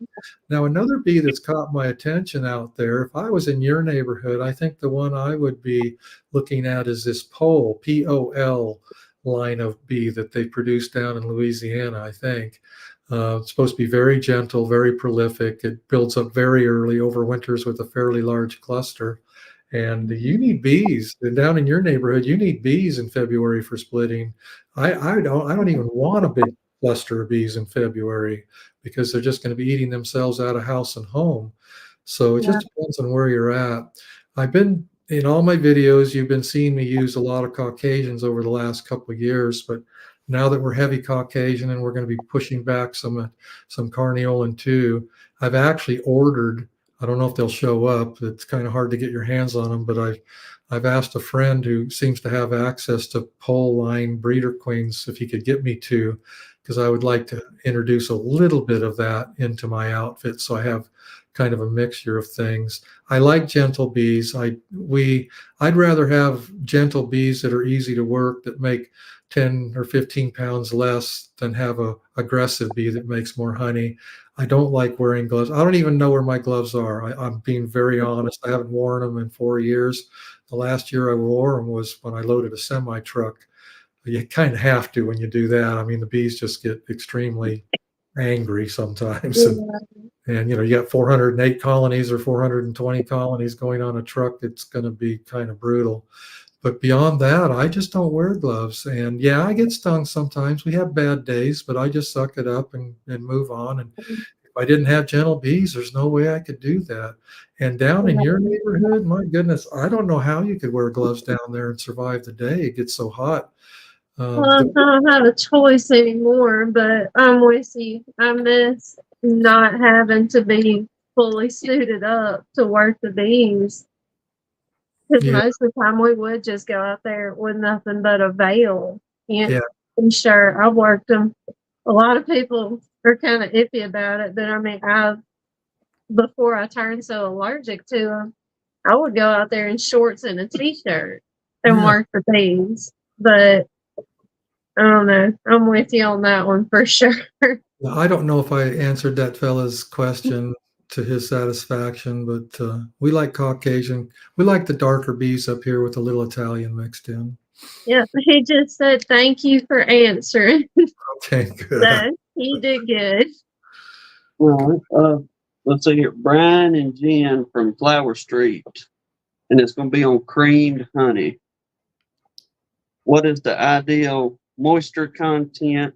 And it's a two-part question. What is the ideal moisture content, or do you know? And what makes the best variety and what doesn't make the best variety? Well, I'm not an expert on creamed honey because I've never done it, but because of my position, I'm talking to people that do a good job of it all the time, and I listen to what they say. If you're moist, I like really thick honey. We actually run our supers through a drying room before we extract, so we can get it down to 16 or certainly below 17% moisture. But from what I'm hearing and listening to other people say, when you're doing creamed honey, that's a mistake. When you have very dry honey and you make creamed honey out of it, it makes harder honey. I like to eat creamed honey that you can actually, dip it out with your finger, or not that I use my finger, but that kind of consistency. And dry honey doesn't do that. I have a friend that's very good at making creamed honey, and he shoots for 18%. He says that's a happy medium between where you probably won't have a fermentation problem, but yet it'll still be creamy and won't be hard in the jar. As far as varieties, honeys that crystallize very quickly have a high dextrose content. And that extreme examples would be mesquite, canola, things like that. They crystallize really fast. But you'll also, when I get drums of that type of stuff, I notice it's so hard when it's crystallized, you can actually wrap your knuckles on it. And honey that has enough dextrose to crystallize, but not so much that it crystallizes hard. You can actually still stick your finger in it, or actually get your finger in there and dig some out. Canola honey, you can't dig it out with your finger. You have to use a hive tool or a spoon or a knife because it's that hard. That's not, I don't, again, I'm not an expert at this, but I don't think that's the kind of honey you want to make creamed honey with. You don't want hard creamed honey. I would go for honey that has a moderate rate of crystallization. Something that does crystallize, absolutely, but not hard as a rock. In our neighborhood, that would be things like blackberry and, just some of the tulip poplar. I don't think would be a good creamed honey because it does crystallize eventually, but it doesn't crystallize very hard at all. It's always very soupy when it crystallizes, and that's an indication of how much dextrose is in it. Now, I do know that when you heat honey very hot, like 140, 150 degrees, some of the dextrose converts to other sugars. So if you heat your honey hot, you can remove some of those properties. So there's a lot of chemistry going on when you're talking about creamed honey. This man that I mentioned that does a very good job of creaming honey also plays with the temperature. The Dice method of making creamed honey, which is so famous, and I forget, Professor Dice, he was a doctor of something back in the 30s, discovered that the optimum temperature for crystallization is actually 57 degrees Fahrenheit. And he recommended using that temperature for setting your creamed honey up. And my friend says that's a mistake because you don't want it to set up as fast as possible. You want to take a little time and it won't set up quite as hard. So he likes to do it around 60, 62 degrees. He thinks 57, it sets up too quick. There's a lot going on with creamed honey. I don't know everything about it. I thought I'd like to do it, but it's another iron in the fire. I need more help, more equipment. And right now I'm just buying it from other people that know what they're doing. Yes. All right. Beekeeping Bro, what is your plan this year for Varroa treatment? Say that again? What is your plan this year for Varroa treatment? Well, I guess I'll say it. I don't think they'll throw me in jail. What I'm going to be doing has not been okayed yet, but it's all over the place. We use, I've gone completely organic. I'm no longer using antibiotics, and I'm no longer using synthetic chemicals. I did use some Apis var strips in some nukes last year because I kind of got forced to. But beyond that, I hadn't used any of that type of stuff in several years. I'm using, in the winter, I use oxalic acid vaporization 2, or if I have time, 3 times, while the bees are broodless. Now, in your neighborhood down there, I'm guessing you don't ever go broodless, so that's not an option for you. And that's one of the benefits of being up in the mountains here. We do get several weeks of broodlessness, and excuse me, so we can take advantage of that. And then in last few years, I've been using Apigard around the 1st of August, which is a thymol gel. And there's other Apigard products out there. There's Apilife Bar, which fell off the market for a good while. Brushy Mountain used to sell it. And I think Better Bee in New York has picked up that product, and that product works good too. Thymol has the added advantage of being somewhat antiseptic. So not only does it, take your mite numbers down, but it actually kind of it's almost a health tonic for your colony, as long as you don't give it so much that it hurts them. And in our neighborhood, when I use Apigard in August, the queens for the most part shut down and stay shut down for 2 weeks or so, and then they start coming back. And when they come back, the brood looks very healthy. So I do see that thymol has some antiseptic properties about it and kind of makes the colony healthy. Now, of all the chemical, I'm going to get off. I'm going to try to stay on this subject, but I'm going to get off it for a moment because this is a warning. The dominant chemical that's being used today is amitraz. It's been being used on label in the form of Apivar and off-label in the form of Tactic and Bovatraz. A lot of commercial beekeepers have been using that for decades. And there's some mite resistant to that chemical beginning to show up. And why wouldn't it, So there's a product that was one of the original products for fighting Varroa mites called Apistan. And the active ingredient in that product is fluvalinate. Well, Apistan worked really well in the beginning, but after 6 or 7, maybe 8 years, the mites gained a high degree of resistance to that chemical, so it fell out of favor.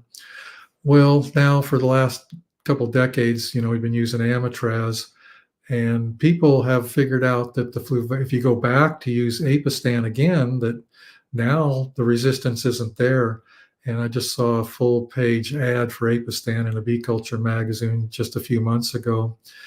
Fluvalinate is a huge mistake because it is readily absorbed by the comb and it does not go away. And 40 years later, you're still going to see traces of fluvalinate in your comb. And that's not the worst part. The worst part is that it has tremendous synergistic interaction with many of the fungicides and pesticides that are being used today. And that's the problem. Recently, there was a study done about testing comb for different pesticides and chemicals, and they found that 98% of all wax samples in North America, not just the United States, but also Mexico and Canada, 98% of them had a fairly notable presence of both fluvalinate and coumaphos. And both of those chemicals do the same thing. They don't interact with other chemicals well at all. And if we start going back to the use of, now when we were using fluvalinate, 25 or whatever it was, 30 years ago, the problem wasn't as prevalent as it is now. One of the things that comes to mind is the fungicide called Pristine, which is what they use a lot in the almonds. One of the active ingredients in that name brand is Boscalade, if I'm pronouncing it right. And Boscalade and fluvalinate do not play nicely at all when they touch each other.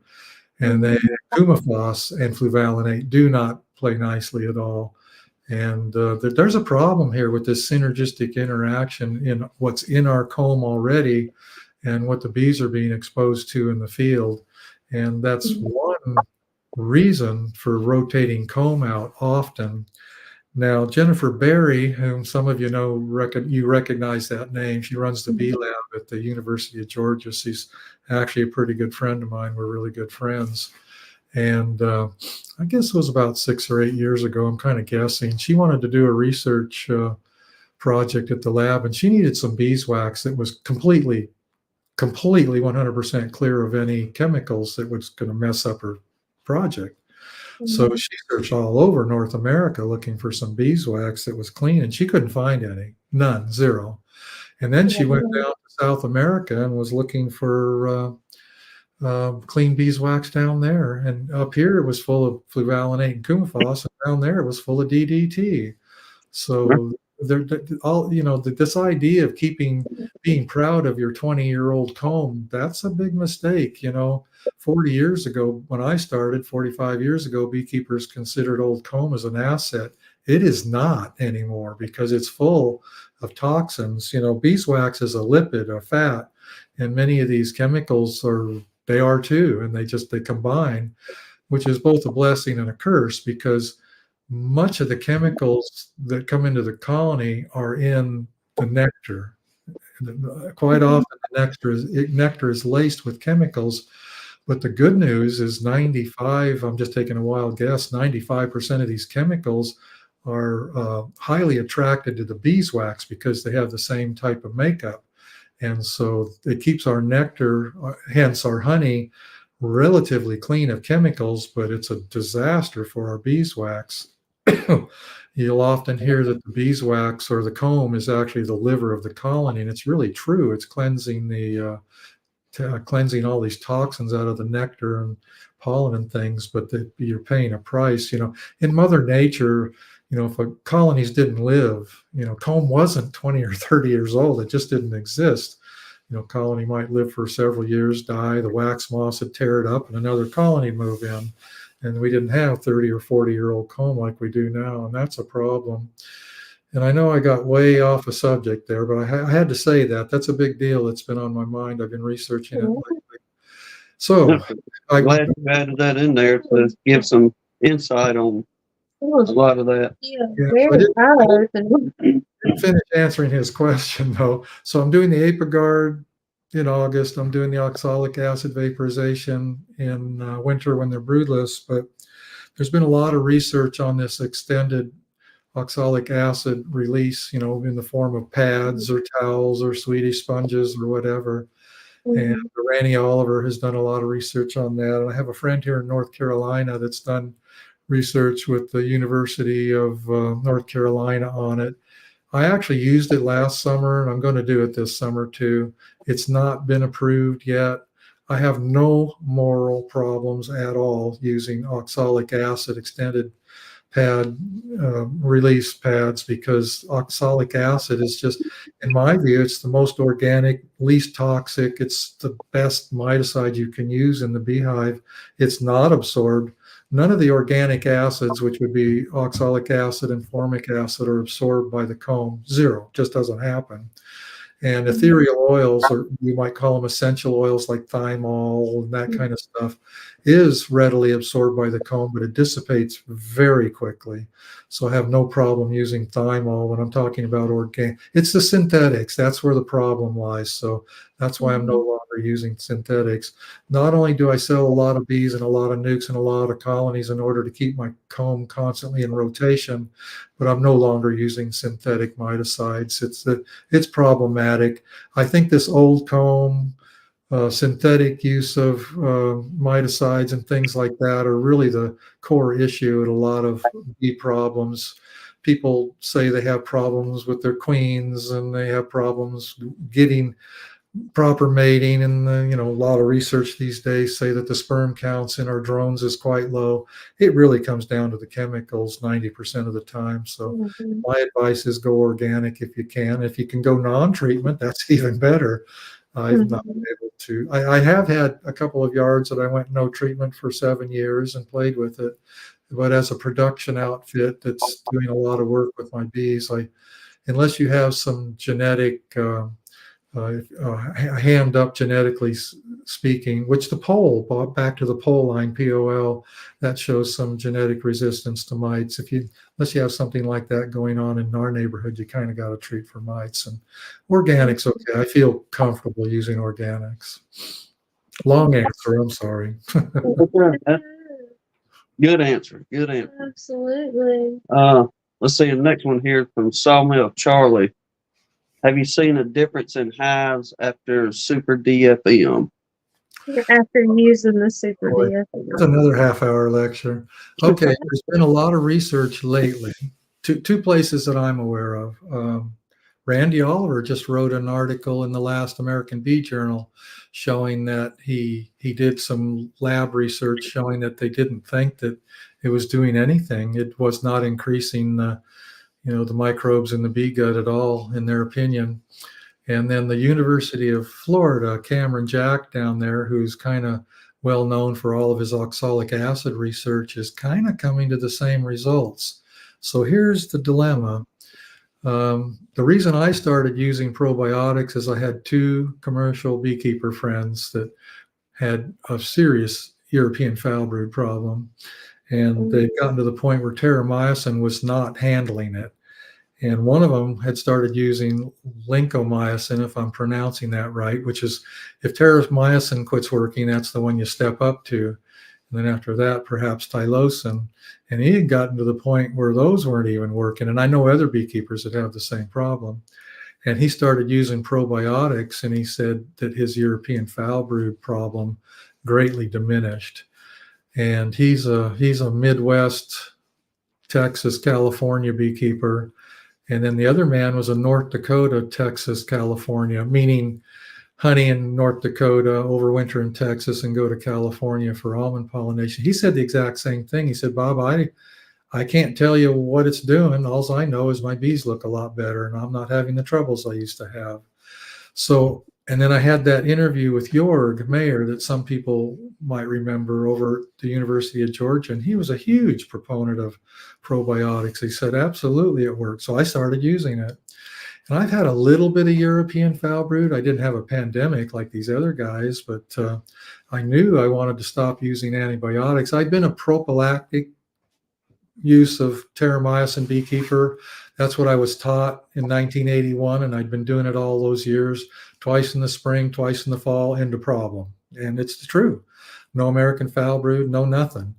And I'd been hearing these stories of, terramycin not working anymore. And after talking with Jorg, I could see clearly that the continual use of antibiotics is problematic. It's not a good idea.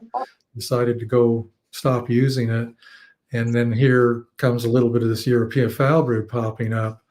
And I started using probiotics, and the European foul brood seemed to diminish a little bit. I still see it occasionally, but not much.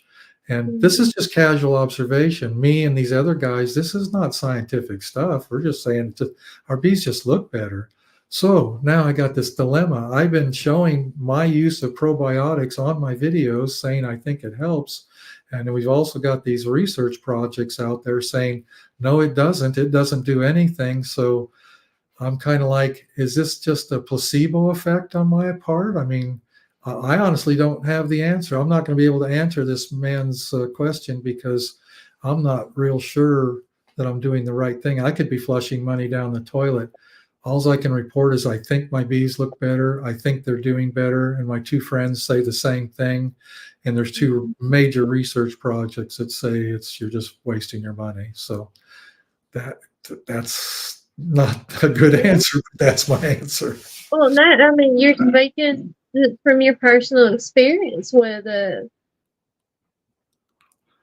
Yeah, I just had an interview. Some people know what Dayland is. Dayland is the company that just made the vaccine for American foul brood, and one of the higher ups at Dayland literally made an appointment with me, came by our place just 4 days ago, which kind of shocked me. This is crazy. People are starting to think I'm some expert at this stuff, and I don't really feel like I am. I mean, yeah, I'm a decent beekeeper, and I have YouTube videos that make me look like I know what I'm talking about, but I'm not a chemist or a researcher or any of this stuff. And these people are seeking me out, seeing if I will help them. And it just seems crazy to me. Anyway, he came by, he talked me into getting involved in a new research project with their company on the vaccine. I was of the opinion, I'm probably going to alienate some people here, but I wouldn't call myself an anti-vaxxer vaccine person, but I was watching this COVID stuff, and I came to the opinion that this was Frankenstein chemistry going on. That was my opinion. Now, again, I'm not a chemist, and I know there's a lot of people out there would differ with me immediately. I get it, and that's okay. And I kind of looked at this AFB vaccine as Frankenstein chemistry. And after talking to this man, excuse me, after talking to this man for an hour and a half, I came away with the opinion that it isn't at all. It's a little bit like the polio vaccine was. They're just kind of taking a little bit of the original disease and creating this vaccine. And I've agreed to be a part of some future research, not because I'm a believer in this thing, but because I came away realizing that I had a lot to learn about it. And if I was deeply involved in some of this research, that I would learn a lot. And that's why I agreed to be a part of that research. And how did I get on vaccines? I went down a rabbit hole, forgot where I was. You're good. But Charlie was happy with that answer. But then, Mr. Mark Miller, he said earlier in the chat he had been trying to get on your website to order the Queen timing boxes. Yeah, But he said he couldn't get through. And what was the best way for him to get one? Well, first I'll do a little self-promotion, then I'll explain what he can do. We've been building, we have a website where you can buy honey, and that's all you can buy on it. It's not a good website. It's 20, 25 years old. I don't even remember. It's old. And we're currently in the middle of trying to build a good website an interactive website where you can order bee supplies and it'll figure the shipping and do all that for you. I've been in the middle of building this thing for 6 months, and it's turned out to be a much bigger project than I thought. And I've since hired some professional people to help me get this thing done. So we will have a nice website for our bee supplies in time. And we do have a pretty good supply of bee supplies. I mean, our good inventory of bee supplies. It's a pretty nice store. So the short answer to him is to call our store, and you can order anything that's in the store, pay for it with a credit card. They'll do it for you right over the phone. And that phone number is 706 782 6722. And if you go to our existing website, which is Blue Ridge Honey Company, that phone number is on the website, even though you can't order bee supplies there. There you go, Mr. Mark. That's exactly what Philip told him when he put that in the chat. Philip said, Mark, he's going to tell you to call the store and you can get anything you want. It's in kind of like Alice's restaurant. You can get anything you want. Yeah. Younger people won't know what that means, but that was a classic song from the 60s. You can get anything you want at Alice's restaurant. That's just funny he called it like that.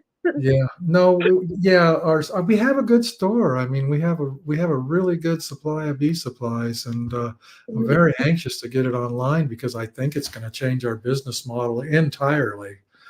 Awesome. We do sell some things that other people don't sell. This HDO product line we have is pretty good stuff, and when people come in the store and they put their hands on it 3 out of 4 times, that's what they walk out with for top boards, bottom boards, and things. And I'm anxious to get all that stuff online, and we will.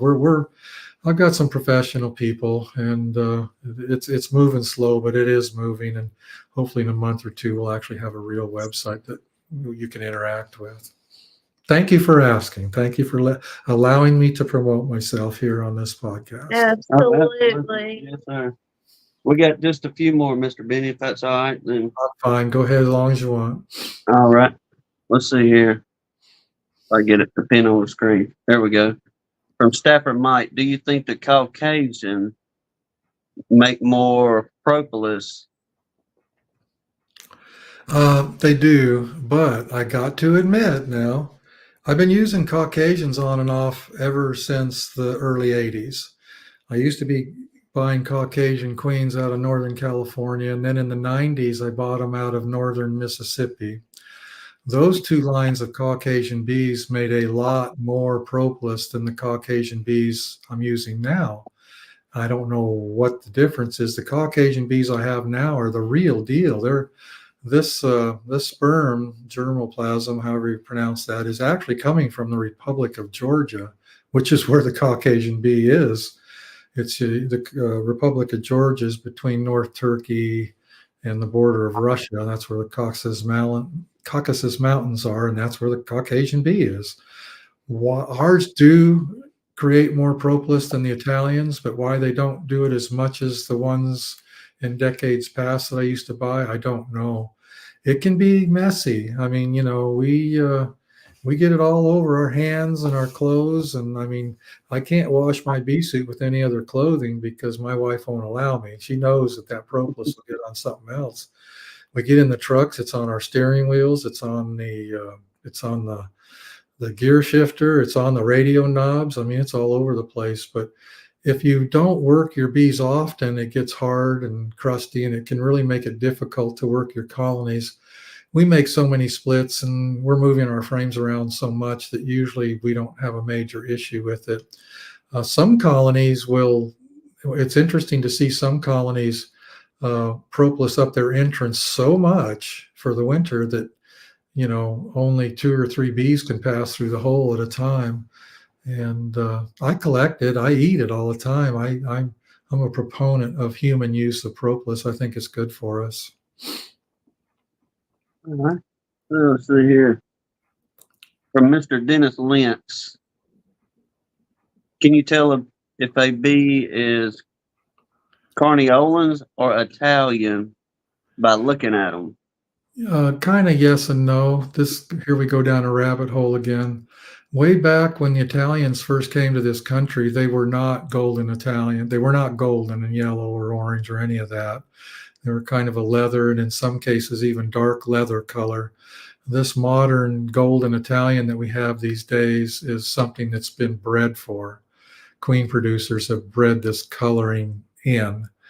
And now, that having been said, if you're comparing the Carniolan to the old original Italian that came in, there's not a huge difference. The Carniolan queens do tend to be black, where the old Italians were kind of a leather color.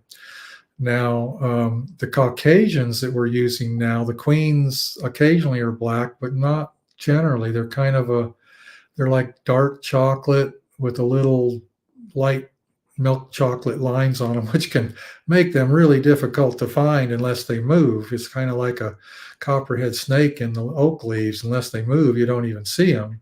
And but the Carniolan bees are actually a darker color than the Caucasian. If you go back to the real stuff, there's more black in a Carniolan than there is in a Caucasian. That might answer his question.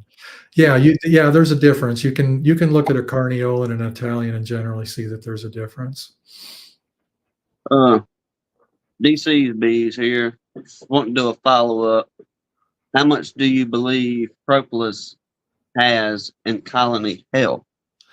I would recommend going to the recent research done by Marla Spivak at the University of Minnesota. It's interesting. She has pretty much proven that a lot of propolis in the hive cavity is definitely beneficial to the colony. It affects chalk brood, it affects European foul brood, and she's even shown that it affects American foul brood to some extent. There's a definite connection there. And again, back to human beings, I think I've derived benefit from propolis from time to time with different conditions I've had. It's highly antimicrobial, antibacterial, so to speak. And there's definitely something there. Y'all will go another 10 or so minutes and allow this man to get him some rest. If y'all got any more questions, y'all pop them in the comments there. And yeah, this has been fun. Well, Mr. Binnie, I did want to point out this comment to you when you were talking about your store. Mike from I Can't Believe You Bees put in the chat. He said, I drive 2 hours to buy my supplies from you. It's well worth the drive and the savings. Well, that was nice of him to say. That was an unusual name. What was that name again? Mike, his channel name is I Can't Believe You Bees. I Can't Believe You Bees. That's unique. It is. Probably remember that one.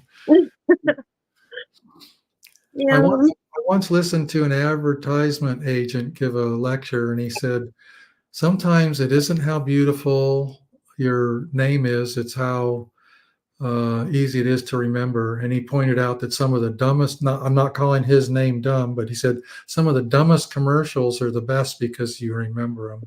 So that's something, that's a line that's memorable right there. And again, I'm not saying it's dumb, it's just memorable. Redfish, I believe he's in northern Alabama up this way. I believe it. He's saying he drives 7 hours over there to see you. We do get several people from out of state. It's always interesting to me.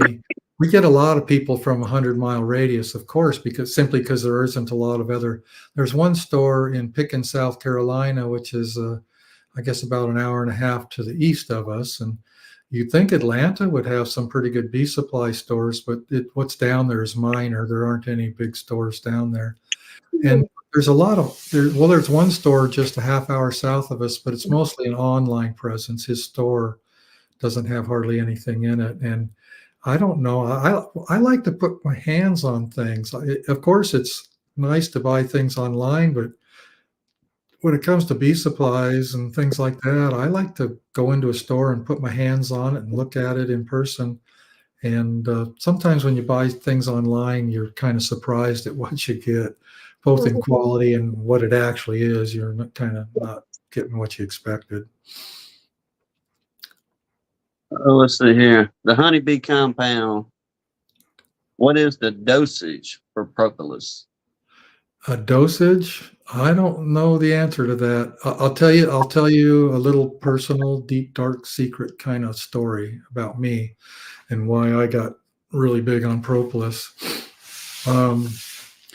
Gosh, I guess it was about 4 or 5 years ago. Leading up for about 3 years, leading up to 5 years ago, I had a chronic prostate infection, and I'd take antibiotics, go to the urologist, and it'd knock it down 90%, and then 3 months later it'd be back, and it was just going over and over and over. I couldn't kick it.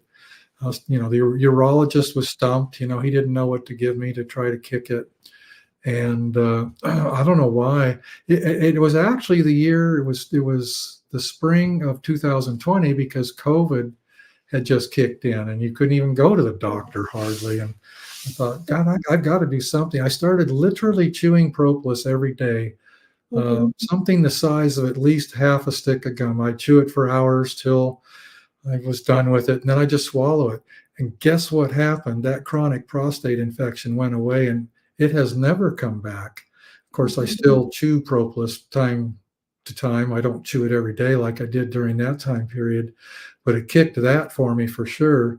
And when I have a cold like I do today, I'll tend to chew on Propolis, and I'll sleep with a little, like almost like tobacco, a little wad of Propolis between my teeth and my cheek there. And I'm absolutely convinced it helps. I've just done it too many times where it seemed to have gotten rid of a sore throat in very short order, or a cold would only run half a normal time. And just my wife swears by Propolis tincture, the spray that you would spray if she gets a sore throat. She swears it helps. So she's absolutely convinced. And we sell a tincture in our store. So yeah, I think Propolis. So what's the dosage? I don't know. Half a stick of gum. Just chew on it. That's what I do. That's the dosage for me. I'll tell you another benefit to it that I found, and I don't know if it's just because we have so many pines down here. Like, that's the main sap that our bees pull for the propolis they make, but it has incredible anti-inflammatory properties in it.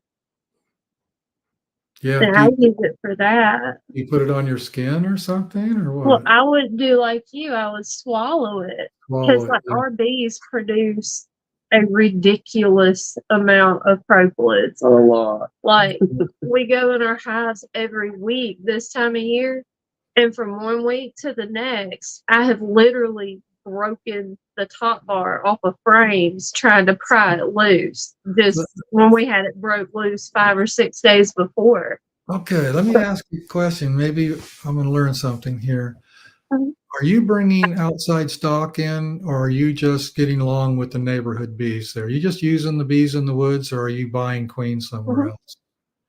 What we get here in the yard, or from our general area, we're not having anything brought in. Definitely not from out of state. There's been a couple of times we've bought queens, but I mean, the man's like 25 miles from us. That's interesting. I wonder if this could possibly play into this, how healthy your colonies are, and mite resistance. I don't know. I'm just dreaming up ideas. Yeah, I think Propolis plays a big part in colony health. Back to that other question. Yeah. They did a research study in Great Britain. This has been a while ago, maybe 10 or 15 years ago. I read a research article out of Great Britain where they were researching Propolis for stomach cancer, and having some pretty positive results, and even going so far to feeling like they'd cured a couple people of stomach cancer with Propolis. Oh, I believe that easily. Like, often this is just something I picked up from the old timers around here as far as the old pine sap, but I have several, or we have several longleaf pines out here in the yard, big granddaddies. But I have 3 or 4 of them that I'll kind of bounce back and forth to, where in the construction that we do, I'm constantly busting my hands open or, you know, cuts and Yeah. scrapes and things like that. And I put that pine sap on my cuts. I don't use anything over the counter. And all I got to do is go out there with my pocket knife and just pick me up a little bit that's been weeping out the tree, put on whatever wound I got, and within a day or two, it's pretty well healed up, no scars, and Well, I'm good to go. I listened to a lecture once on a lady on apitherapy, and she made the claim, I can't quote the research she was quoting, but she claimed that the bees are smart enough to self-medicate. In other words, they will take the propolis in that helps them with a potential condition that they're trying to cope with. In other words, they'll be choosy about which propolis they bring in, and then they'll self-medicate themselves doing that. Like, it seems plausible. She seemed like she was just a lecturer. I don't know if she was legit or not, but it seems like a real possibility to me. Bees are that smart. They can do that. That's fine. Loma Vista said, ask Bob if propolis is sticky enough to pull a filling out of a molar. Does he prep it before eating it? If it's a loose filling, I think it probably would be. Kind of a funny story. About twice a year, I go to get my teeth cleaned. I have this girl I see every 6 months, and we're friendly. I know her pretty good. I've known her for years. And one time I showed up, and about a minute into cleaning my teeth, she says, "What is this stuff?" What is this? And I'd forgotten that just the day before I had chewed a bunch of propolis, and a day later it was still all over my teeth. It doesn't, you just don't swallow it and it goes away. It kind of hangs around for a while. So could it pull a loose filling out? Possibly. A good filling? Apparently not, because I have fillings and I never have trouble. Yeah, but see, I never even chewed it. Like, I just, when we're out there cleaning the frames and stuff, I just, kind of ball it up as we go. And I mean, we'll come out of there with, a couple of good solid golf ball size wads of it out of 2 or 3 colonies. And like, I just throw it in a mason jar and I just break off a hunk and kind of ball it up and just swallow it like a tablet. Well, why don't you try chewing it? I mean, some of it tastes okay. Some of it doesn't. I mean, you'll learn which ones are which right away. Yeah. I just hadn't had the guts to try chewing it yet. Yeah. People come into my office and I have a dish there with some sitting on the bookshelf. It looks just like petrified dog do. I'm not, and they look at that. What in the world is that stuff? The first time I took some to my mama when she had been diagnosed with cancer, and I had been taking it already. Like, I used the propolis and the bee stings to treat arthritis because I battled that really, really bad. And so I was telling her, all the stuff I've been reading, and I'm seeing a difference in swallowing the propolis. And she was like, well, bring me some. I'll try it out. No, she took one look at it and she wouldn't touch it. I was like, how do you do that? Yeah. I was like, well, bee sting therapy is something that's hard to talk people into too. Bee sting therapy can work miracles for some people. Yes. I miss it terribly. The redfish want to know, do you think that the apitherapy cures shingles? What was the name of the person asking? Redfish. Oh, okay. All right. I hesitate. Obviously, he must have saw the video that I did, which was kind of an interesting video. I did that video, and then I was not going to show it. And it's really personal. If the person that saw that video would know what I'm talking about. I had a pretty good case of shingles, and I gave myself bee sting therapy right on the shingles, right on it, which was extremely painful. And it was bad. I was pretty taken over by it, and it was still increasing. It was still growing and creeping. It was right here on my body, and it had gone up my neck, and it was going through my whiskers. And that morning I felt a bubble in my ear and a bubble close to mine. I thought, oh my gosh, I need to go to a doctor. And I don't know why. I just thought, let's try some bee stings. And I did it. I put a lot of bee stings, like maybe a dozen in that area. The video's crazy. My daughter talked to me into putting it up. She watched it and said, oh, Dad, you've got to show this because people need to see this. And here's what happened. 10 minutes late, it was so painful I couldn't sleep. For a week, I bet you I didn't sleep more than 10 minutes. I was absolutely wiped out because I couldn't sleep. And so I did that bee sting therapy, and 10 minutes later, the pain had subsided by at least 50%. And by that evening, I was able to sleep for 6 hours.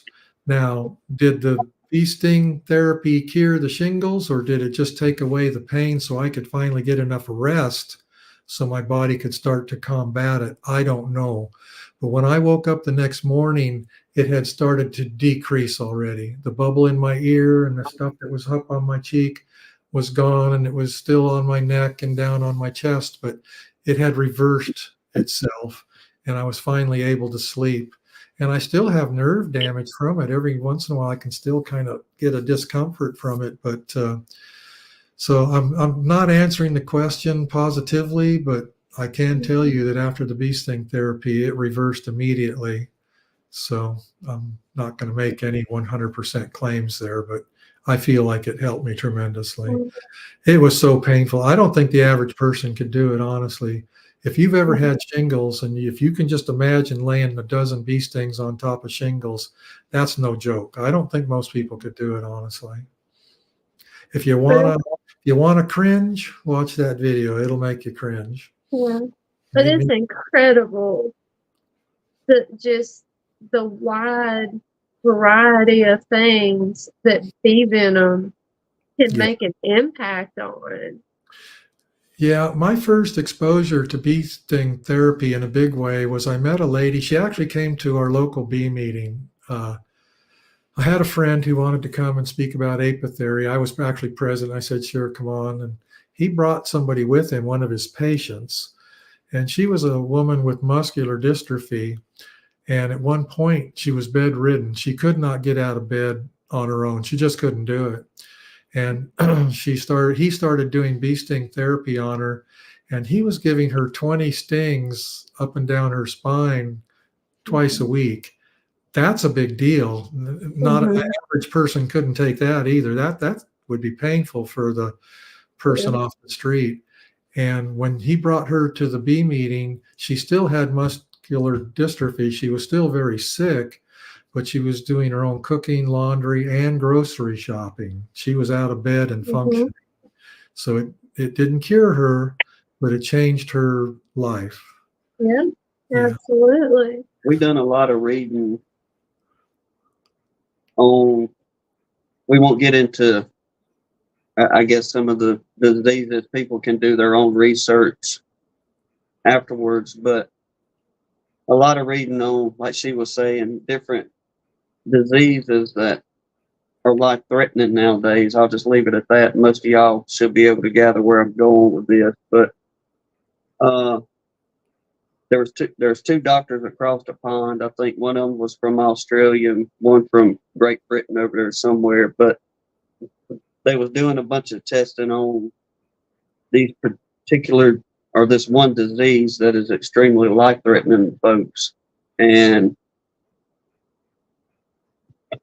how we'll never see anything in the States like far as what these doctors were documenting on. Well, I'll just go ahead and say it. People can do their own research, and we're not saying this will cure any cancers. You do your own research. But the notes that these two doctors were doing, the amount of cancer that was being cured, according to these doctors, by receiving the bee stings, that it was mind-blowing at the results of people, taking so many stings, going back for a checkup a month and a half or 2 months later, and there would be little to no disease left in the body. Mhm. You know, if people want a simple read to kind of introduce them to this subject, there's a small paperback book called Health and the Honeybee. And the author is Charles Mraz. He was a Vermont beekeeper. And back in the 80s, he was really known for apitherapy. And he was just a country guy. And it's a very easy read. A good reader could probably read it in 2 or 3 hours. And it's simply called Health and the Honeybee by Charles Mraz. I would recommend getting that book and reading it. If you want, we have it in the store. Little bit. Well, If you want to buy it, you can call our store. We have it too. Awesome. Yes, sir. There's many benefits. Not out, the bee stings, but once again, we go back to the propolis and the benefits of, the honey alone, ingesting it. The wax being used for lotions, and I mean, there's benefits with every single aspect of honeybee. Yeah. Well, I'd like to ask you guys a couple of questions, and then I'm going to go. yes, sir. How many people viewed this podcast tonight? Do you have a number on your screen or anything? The highest amount we seen was 96. How many are still there? 85. Okay, that's interesting. So You're growing a huge crowd.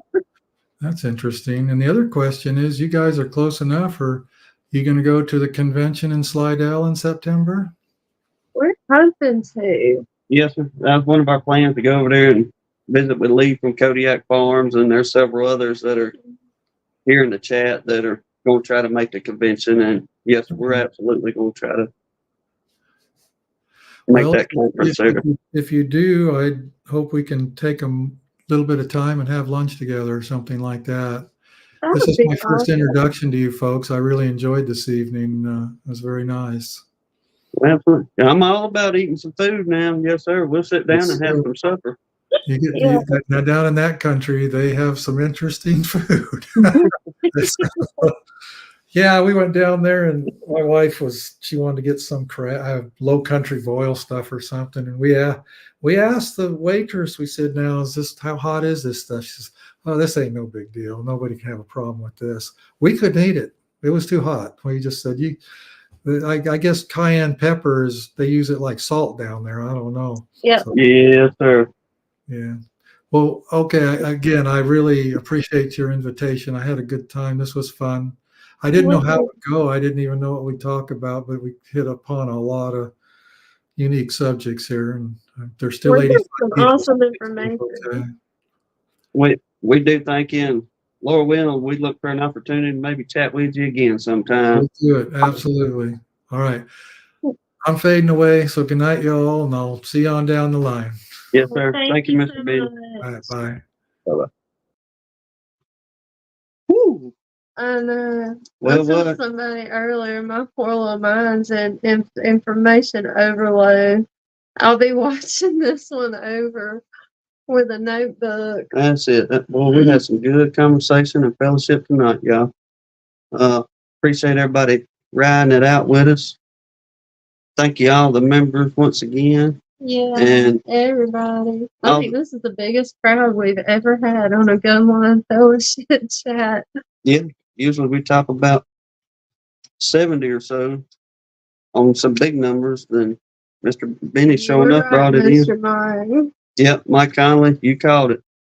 It got folks in here, and the knowledge that Mr. Bob Binnie has, it is just staggering. Yeah. It's just staggering. And that's what makes it good. He's straight to the point with it. And Miss Jan said he's just as nice in person. Yeah, we look forward to taking a chance of meeting him. We make it over there to Slidell. And, yeah.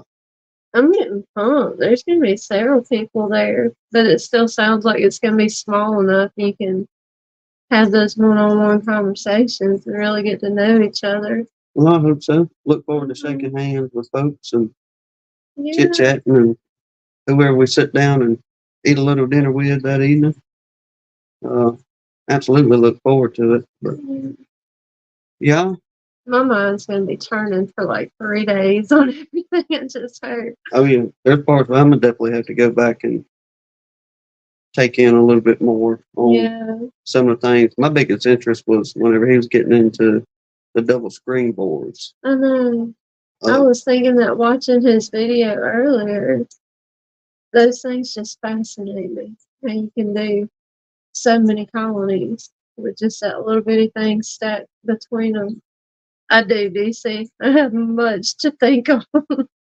it was a great conversation. Sounds like everybody had a good time.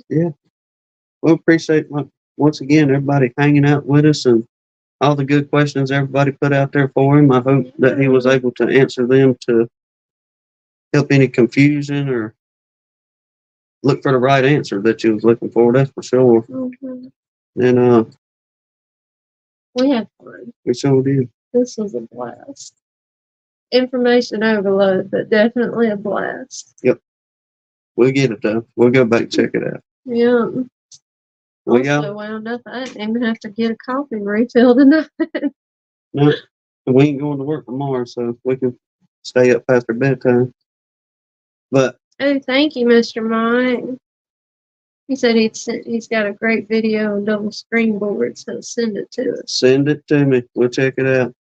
Mhm. But y'all, we're gonna wrap it up. I know it's bedtime for many of y'all on the eastern portion over there that's stayed up a little longer tonight to watch, but Definitely bedtime for him. we do thank y'all and God bless you. Lord willing, we'll see y'all on the next one. Hope y'all have a good week. Y'all take care.